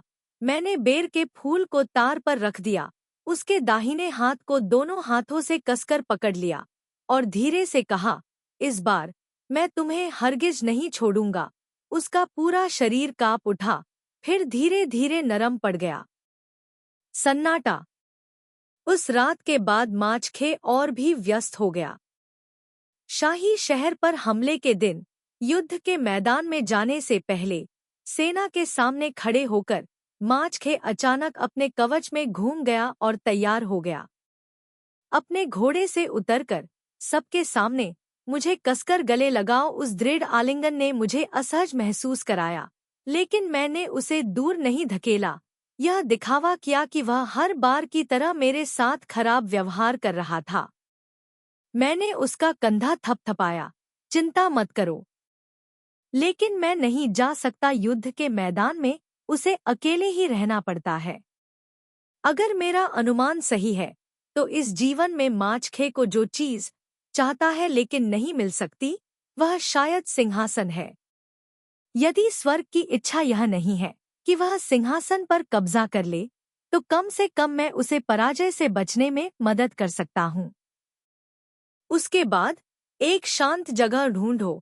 हम दोनों अपनी बाकी की जिंदगी शांति से जिएंगे। आखिरकार जब उसने अपनी 3 जिंदगियां खत्म कर ली, मेरे साथ 3 जिंदगियों का वादा खत्म हो गया। अब से हम अपने अपने रास्ते चलते हैं। जाओ। वह पहले की तरह ही एक उच्च और शक्तिशाली देवता बने रहे और मैं अंडरवर्ल्ड में एक अमर आत्मा बनी रही। यह वास्तव में एक आदर्श व्यवस्था थी। जब माचखे की आकृति दृष्टि से ओझल हो गई तो मैंने एक मंत्र पढ़ा। छिपने का निर्णय लिया गया और सेना का पीछा किया। अंत में युद्ध छिड़ गया और सम्राट स्थिति को नहीं बचा सका। अब शहर की रक्षा करने वाले सैनिक मुख्य रूप से बीहड़ इलाके पर निर्भर थे और घेराबंदी बहुत धीमी गति से चल रही थी। बड़ी सफलता के साथ दोपहर के ठीक बाद माचखे ने अपने सैनिकों को शहर में ले जाकर सीधे शाही महल में प्रवेश किया। मुझे लगा कि यह अत्यधिक अनुकूल घटना बहुत अजीब थी। मानो मेरे विचारों की पुष्टि करते हुए जैसे ही माचखे महल के बाहर पहुंचे, एक सफेद आकृति शहर की दीवार पर अकेली खड़ी थी। ऊपर से माचखे और उनकी सेना को देख रही थी। बाजते अभी वह 40 या 50 साल का था। उस उम्र के सामान्य व्यक्ति के लिए इतनी ऊंची छलांग लगाना आसान नहीं था। उसने अपनी आस्तीन लहराई और शहर की दीवार पर कई तीरंदाज दिखाई दिए जो सीधे माचखे की ओर इशारा कर रहे थे। सैनिक आश्चर्य से चिल्ला उठे। बेशक यह आश्चर्यजनक था। बागते विद्रोहियों का नेता था और माचखे सेना का नेतृत्व कर अनगिनत किलों पर हमला करने वाला सेनापति था। शाही महल पर हमला करने के लिए सेना लाने की तैयारी कर रहा था, लेकिन दोनों में संघर्ष हुआ और अंत में क्या हुआ? बागते के पीछे खड़े एक आदमी ने ऊंची आवाज में कहा, अत्याचारी का सिर काट दिया गया है। जनरलों और सैनिकों, हमने दुनिया जीत ली है। एक क्षण के मौन के बाद 1 लाख से अधिक सैनिकों ने अपनी खुशी व्यक्त करते हुए जयकारे लगाए। मेरी नजर घोड़े की पीठ पर बैठे व्यक्ति पर ही रुक गई। बागते ने सम्राट को उसके सामने ही मार डाला था, जिससे सभी ने अपने दिल में बाग को स्वीकार कर लिया। क्यों ही है नए सम्राट। अब मुझे यह भी समझ में आ गया है कि जब माचखे अभी भी अग्रिम पंक्ति में लड़ रहे थे, तब बागते ने राजधानी में प्रवेश क्यों किया। यह आज के क्षण की वजह से था। बागते ने सैनिकों के धीरे धीरे शांत होने का इंतजार किया। फिर से कहा, पहाड़ और नदियां सुंदर महिलाओं से भरे हुए हैं। ऐसे बहुत से लोग हैं जो इस सम्राट के सिंहासन को चाहते हैं, लेकिन मैंने कभी उम्मीद नहीं की थी कि आप सम्राट के सिंहासन को पाने के लिए ऐसा देशद्रोही और अनैतिक काम करेंगे। बागते की आंतरिक ऊर्जा प्रबल थी। यद्यपि उनकी आवाज ऊंची नहीं थी, फिर भी हर कोई उसे स्पष्ट सुन सकता था। तीखी डांट से सभी फिर से चुप हो गए। मेरे शिष्य माचखे, जब तुम केवल 8 वर्ष के थे तब मैंने तुम्हें अपना शिष्य बनाया था। अब 20 वर्ष हो गए हैं। मैंने अपने जीवन का सारा ज्ञान तुम्हें दे दिया है, लेकिन तुमने इस सम्राट की गद्दी के लिए बहुत त्याग किया है। कई बार मेरे पास हत्यारे भेजे गए। सचमुच मेरा दिल दहल जाता है। आज मैंने अत्याचारी को समाप्त कर दिया है। अब दुनिया को शुद्ध करने के लिए मैं विश्वासघाती और विश्वासघाती शिष्यों को दंडित करूंगा। सबके आश्चर्यचकित चेहरे देखकर मैं केवल आहें ही भर सका। यद्यपि वहां बहुत सारे लोग थे, फिर भी एक आदमी और एक घोड़े की आकृति ने मुझे बहुत अकेलापन महसूस कराया। वह बोल नहीं सकता था, भले ही उसके साथ अन्याय हुआ हो, वह अपना नाम साफ नहीं कर सकता था। इस समय दीवार पर एक सैनिक का एक अज्ञात तीर अचानक माचखे की ओर सीधा चला। मैं डर गया था और हमला करने ही वाला था कि मैंने देखा कि माचखे ने न तो बचाव किया और न ही चकमा दिया, बल्कि अपना धनुष उठाया और तीर चढ़ाया। इससे पहले कि कोई प्रतिक्रिया कर पाता, माचखे के तीर ने पहले ही प्रतिद्वंद्वी के तीर को दो हिस्सों में विभाजित कर दिया था। मैं इसे केवल सुन सकता था। शहर की दीवार पर एक जोरदार चीख निकली। एक तीरंदाज दीवार से जमीन पर गिर गया। हर कोई डर गया। मैं भी आश्चर्यचकित था। मुझे उम्मीद नहीं थी कि माचखे की तीरंदाजी इतनी सटीक होगी। ऐसा न करें। सेना के पीछे से एक तीखी महिला आवाज गूंजी। एक महिला माचखे की तरफ दौड़ी। मत करो मचखे, ऐसा मत करो। आखिर वह मालिक है जिसने तुम्हें पाला है। माचखे, अचानक एक न्हू प्रकट हुआ। माचखे के युद्ध के घोड़े को आश्चर्यचकित कर दिया। घोड़ा क्रोधित हो गया, अपने अगले पैर उठाए और अपने खुरों का उपयोग इन न्हू को लात मारने के लिए करना चाहता था। माचखे ने लगाम कसकर पकड़ी, लेकिन घोड़ा पागल हो गया था और उसे पीछे नहीं खींचा जा सकता था। तभी मैंने देखा कि किसी ने माचखे के घोड़े पर छिपे हुए हथियार से गोली चलाई। वे चाहते थे कि हर कोई इसे अपनी आंखों से देखे। उसने एक और रौंद दिया, न्हू को मौत के घाट उतार दिया, जिससे अनैतिक होने की प्रतिष्ठा का बोझ उसके कंधों पर आ गया।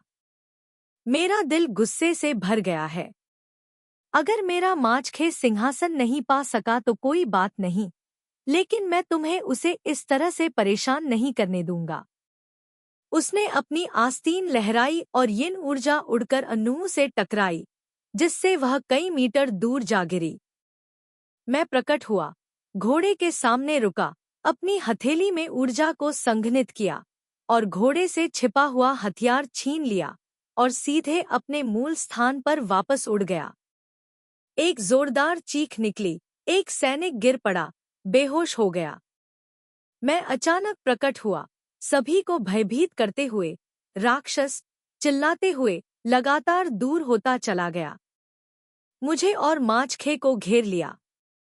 माचखे घोड़े से उतरा और मेरा हाथ कसकर पकड़ लिया। उसका चेहरा गुस्से से तमतमा रहा था।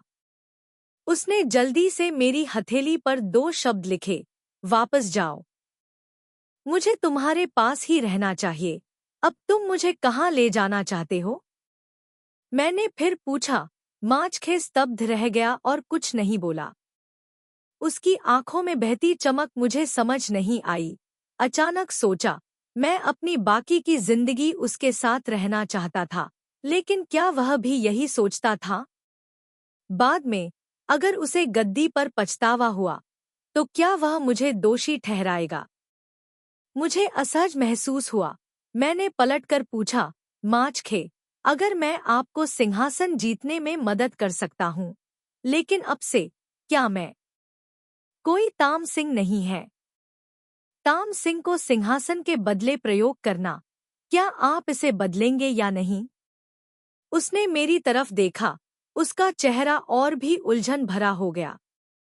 ठीक इसी समय बागते ने कहा, मिस टैम सिन्हा, आपने माचखे को बड़ी बहन की तरह, माँ की तरह पाला और पढ़ाया, लेकिन उसके पास बुराई थी युवती के प्रति विचार। अब युवती अभी भी उसे बचाना चाहती है। चारों ओर कानाफूसी और गपशप थी। माचखे ने मेरा हाथ कसकर दबाया, गुस्से में नहीं, बल्कि शांत। बाजते को देखते हुए उसकी आंखों में जानलेवा इरादे भरे हुए थे, जिससे मैं कांप उठा। मैंने उसका हाथ थपथपाया, मानो आश्वस्त करने के लिए। वह मुस्कुराया, साथ ही यह जानते हुए कि क्यों बागते को माचखे की मदद करने के लिए मुझे बचाना पड़ा। वह चाहता है कि मैं माचखे को दबाने के लिए एक मोहरा बनूं। मैं चाहता हूं कि माचखे पूरी तरह बर्बाद हो जाए।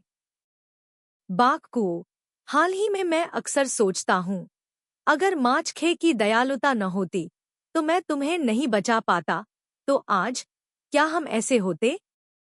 बाईची के चेहरे पर थोड़ा सा भाव बदल गया और माचखे ने अपनी आंखें नीची कर ली। मैंने कहा, लेकिन समय को वापस नहीं लाया जा सकता। माचखे, और मैंने तुम्हें बचाया और आखिरकार आज का दिन आ ही गया। मैंने पहले कभी तुम्हें पसंद नहीं किया, लेकिन मुझे भविष्य के बारे में कुछ पूर्वाभास है। आप कहते हैं कि माचखे दयालुता का बदला कृतघ्नता से चुकाता है, लेकिन मेरी राय में आप ही अन्यायी और अधर्मी हैं। आपने माचखे को दूर ले जाकर उसे मार्शल आर्ट सिखाया और उसे युद्ध के मैदान में आपकी जगह लेने के लिए भेज दिया। आप केवल नाम के नेता थे। उस बच्चे ने आपके लिए अपनी जान जोखिम में डाल दी। जब उसने गढ़ को साफ करने में आपकी मदद की, तो आपने बाज को, क्या आप माचखे पर भरोसा करते हैं कि वह बोल नहीं सकता, इसलिए आप अपनी इच्छा से झूठ बोल सकते हैं? हाँ। डायन, मेरी निंदा मत करो।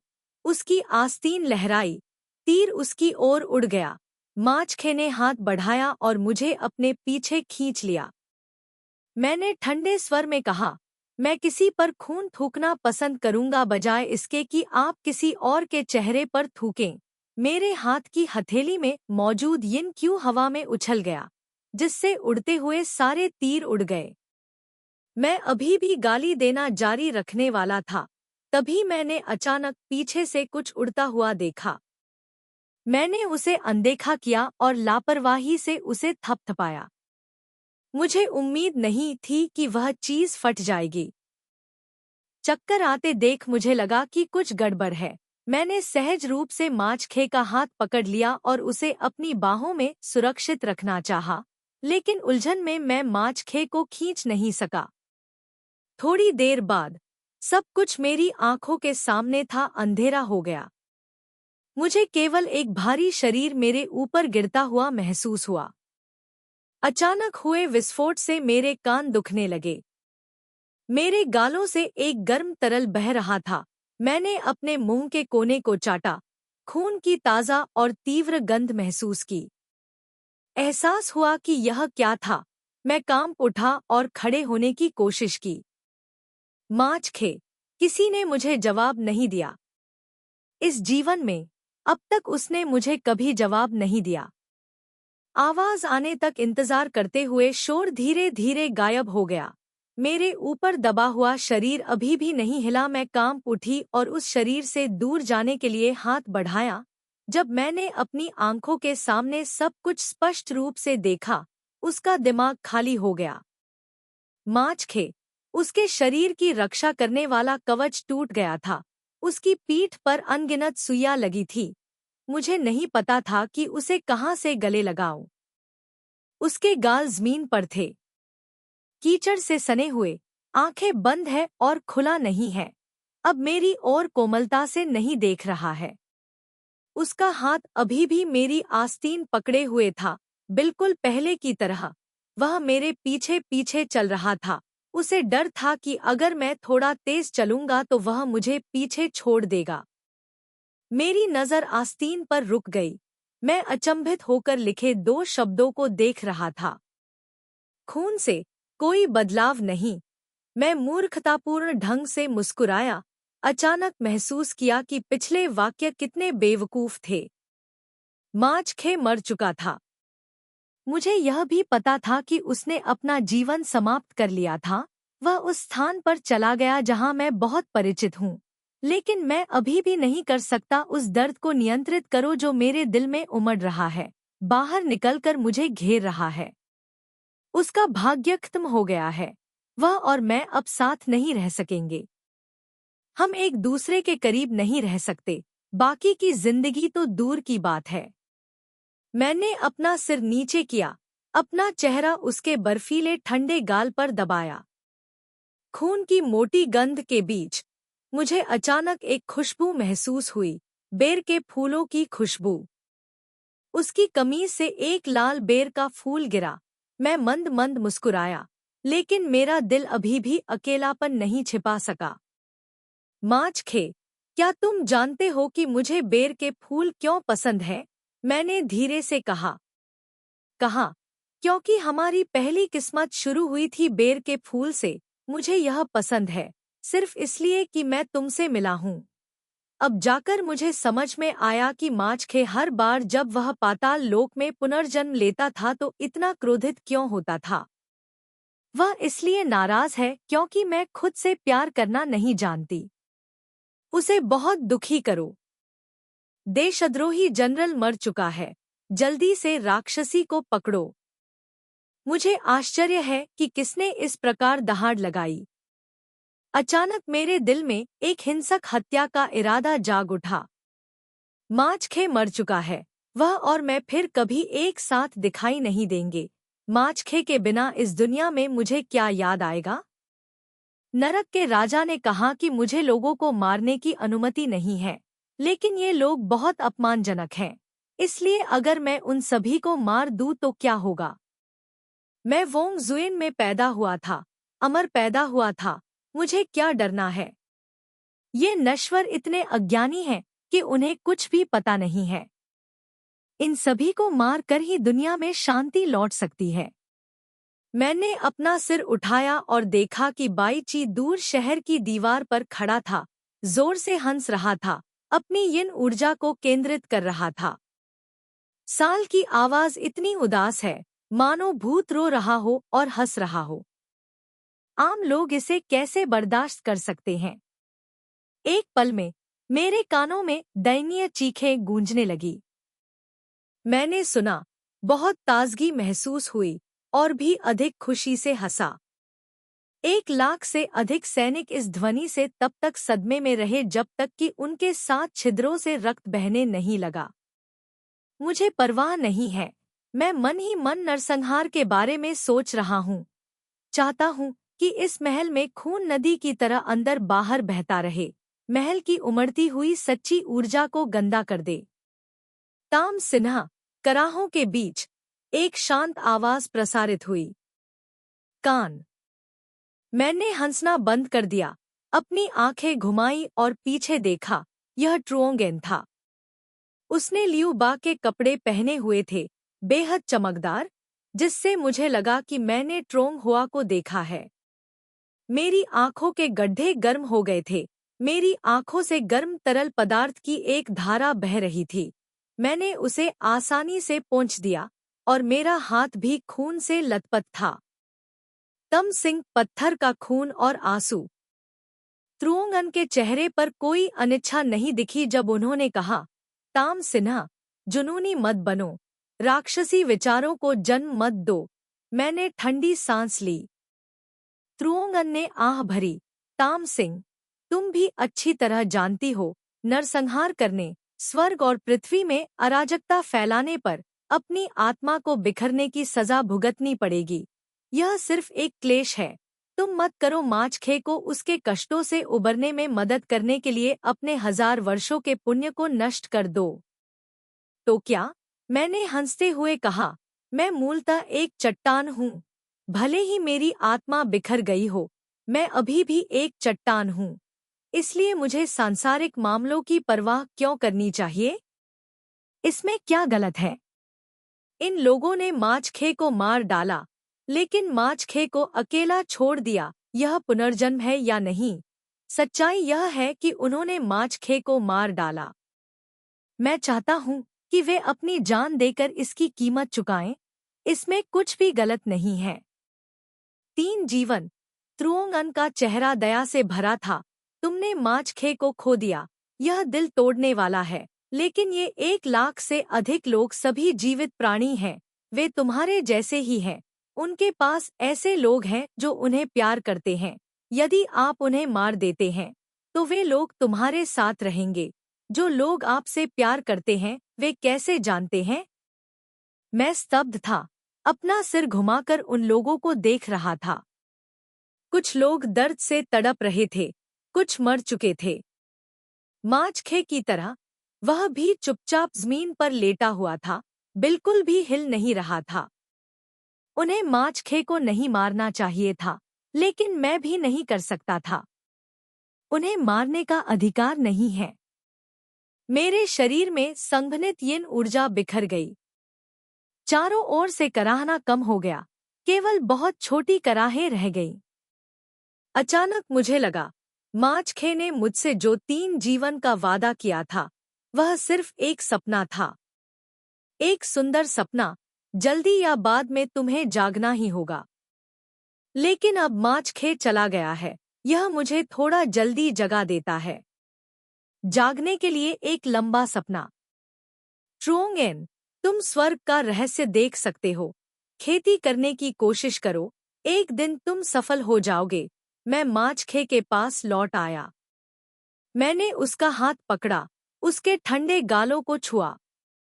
ये 3 जिंदगियां आखिरकार खत्म हो गई। मैंने धीरे से अपनी आंखें बंद की, दिल की नस काट दी। आत्मा उड़ गया। इस बार जो मेरा स्वागत करने आया वह ब्लैक एंड व्हाइट इम्परमेनेंस नहीं था, बल्कि नर्क के राजा के बगल में बैठा ठंडा चेहरा वाला जज था। हाथ में ब्रश उसने उसे हिलाया। मुझे सिर्फ यह महसूस हुआ कि उसकी कलाई भारी हो गई है। लोहे की जंजीरों के एक सेट ने मेरे हाथ को ढक दिया। उसने कहा, ताम सिंह, तुमने हत्या का अपराध किया है। मैं तुम्हें सजा देने के लिए वापस लाऊंगा। मैं सिर्फ सिर हिला सका, नहीं, और क्या कहना है। अध्याय 16, अमर। दिल को खोदना। नर्क के राजा ने गंभीरता से 2 शब्द लिखे। मैंने नर्क के राजा के महल के सामने घुटने टेके। पहली बार नर्क के राजा के सामने सिर झुकाया। मैंने मानव दुनिया में हजारों लोगों को मार डाला और विश्व की व्यवस्था को बिगाड़ दिया। मेरे लिए सिर्फ मेरा दिल निकालना बहुत आसान था। निश्चित रूप से नर्क के राजा को मेरे लिए बहुत दबाव सहना पड़ा होगा। इससे पहले कि मैं नर्क में मृत्युदंड पाने के लिए जाता, ब्लैक इम्परमेनेंस ने मुझे वापस खींच लिया। थोड़ी देर के लिए आह भरी और कहा, यह तो बस एक पत्थर था, इसमें से दिल निकालना बहुत मुश्किल था। अब मुझे दिल को खोदकर निकालना होगा। हालांकि यह अभी भी एक आत्मा है, लेकिन क्या यह एक सामान्य पत्थर से अलग है? मैंने कहा, नहीं है ना? क्या यह अभी भी सिर के साथ है? क्या गलत है? ब्लैक इम्परमेनेंस ने फिर से आह भरी। छोटे शैतान जियाई का चेहरा भी बेहद दुखी था।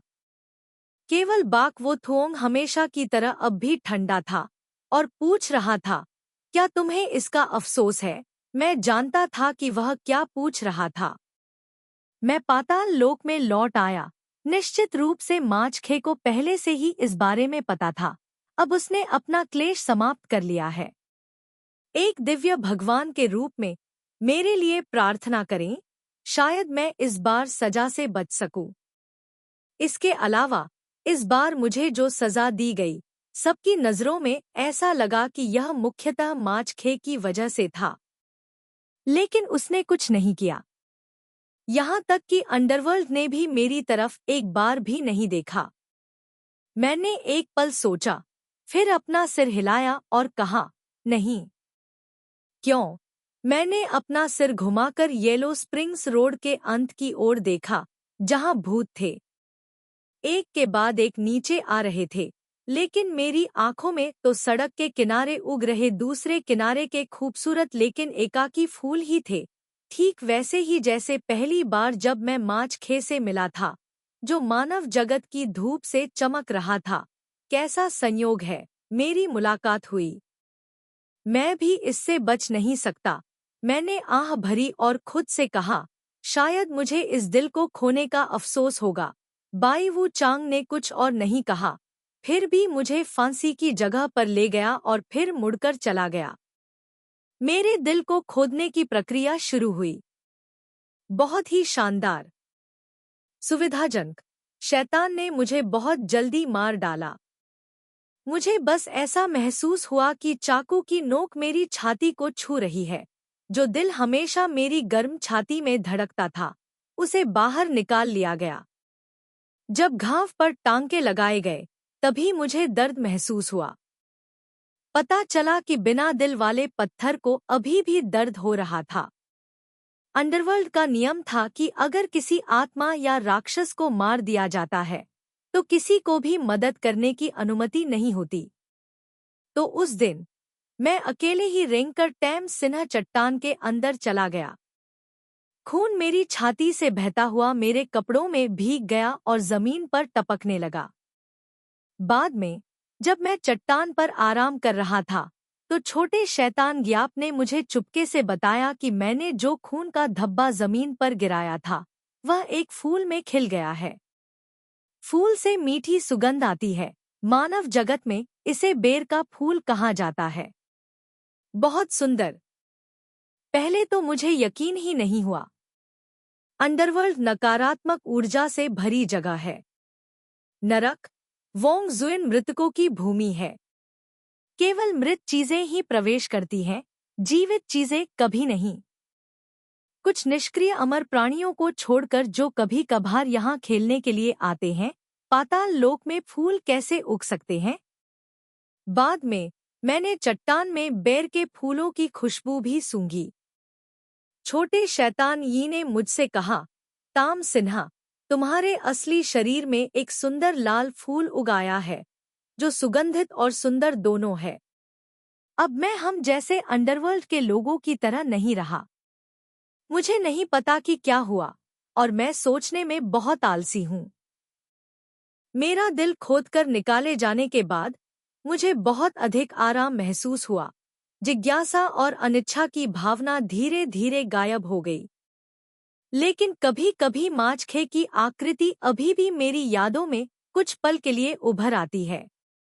लेकिन मुझे लगता है जैसे जैसे समय धीरे धीरे बीतता जाएगा वह सुंदर आकृति भी मेरे दिमाग से गायब हो जाएगी। जिस तरह मेरे सीने पर लगा घाव धीरे धीरे बढ़ता जाता है, एक दिन उसका निशान भी चला जाएगा। घाव ठीक हो जाने के बाद मैं चट्टान को छोड़कर कुछ छोटे कदम चल सकता हूँ। फिर मेरे बगल में उगने वाले बेर के फूल जल्द ही मुरझा जाएंगे। बिना किसी पछतावे के मैं और गहराई से समझ गया कि ये चीजें, चाहे वो हो या न हो, मानव जगत की सूर्य की रोशनी, लाल बेर के फूल और उनकी सुगंध, साथ ही कोमल जेड जैसी माइखे, धीरे धीरे पतली हवा में लुप्त हो जाएगी। एक बार दबाते ही वह गायब हो गया। अंडरवर्ल्ड में हर दिन पहले से बहुत अलग नहीं था। मैं अभी भी पहले जैसा ही था। हर दिन भूल की नदी के किनारे टहलता था, साथ ही हर दिन एक चट्टान के सहारे झुककर स्क्रिप्ट पढ़ता था।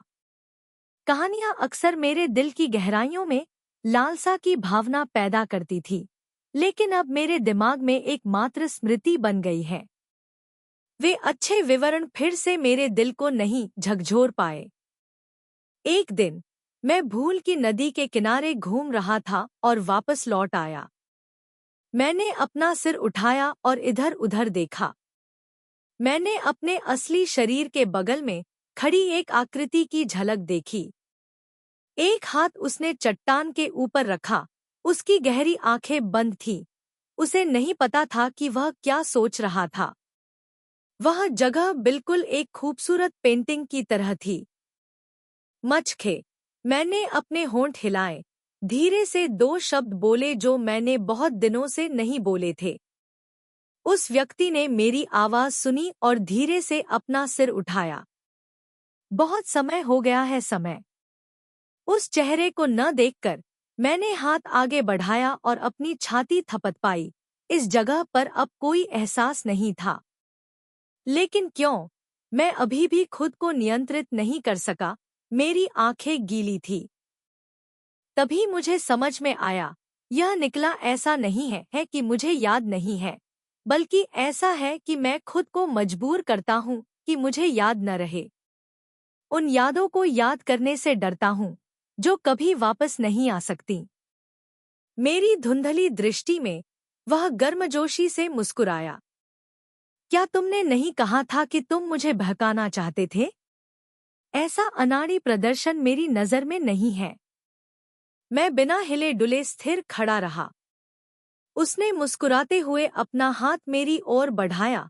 ताम सिंह, यहाँ आओ और मुझे दिखाओ। मेरे पैरों ने मेरी बात नहीं मानी। मेरे नियंत्रण में, धीरे से कदम बढ़ाओ आगे। उसने मेरे बालों को छुआ। क्या तुम्हें यह बुरा नहीं लगता जब दूसरे लोग तुम्हारे सिर को सबसे ज्यादा छूते हैं? मैंने ईमानदारी से सिर हिलाया, क्योंकि पत्थरों पर बाल उगना मुश्किल है। क्या तुम नाराज हो जब मैं तुम्हें इस तरह छूता हूं?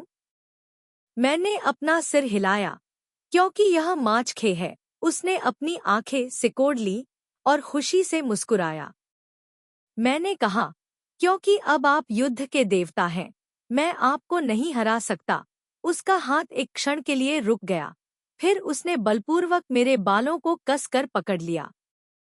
मैंने फिर कहा, लेकिन अगर मैं जीत भी जाऊं, तो भी मैं ऐसा नहीं करूंगा। बर्दाश्त नहीं कर सकते? बर्दाश्त नहीं कर सकते। वह चुप था। अचानक उसने मेरा हाथ कसकर पकड़ लिया। हमारा 10 उंगलियां एक दूसरे में कसकर उलझी हुई थी। ताम सिन्हा, मेरे साथ स्वर्ग चलो। तुम्हें बेर के फूल बहुत पसंद हैं।